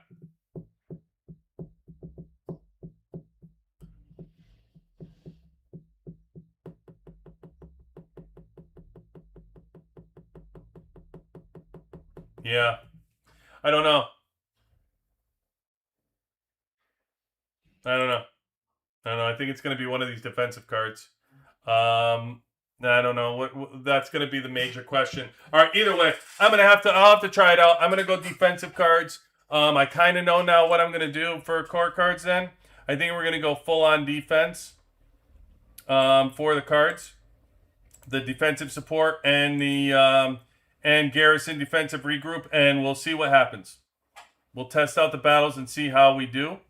For these, we'll look at battle reports and whatever, but I'm nothing if not a guinea pig, so we can see what it looks like when we're doing it. All right, with that, I've kept you guys way too long. We talked about these battle cards, deep dive, and I told you I'll do this all day long. All right, everybody, thank you so much for joining me tonight. I will be back tomorrow night. We will have another show lined up. We'll get into this, and I can assure you we'll definitely be talking more tactic cards. That is clearly what's going to happen. So thank you all. I appreciate you guys picking your brain, going through this. Really, like a blast. I love doing it. So everybody have a great night. QB18 out.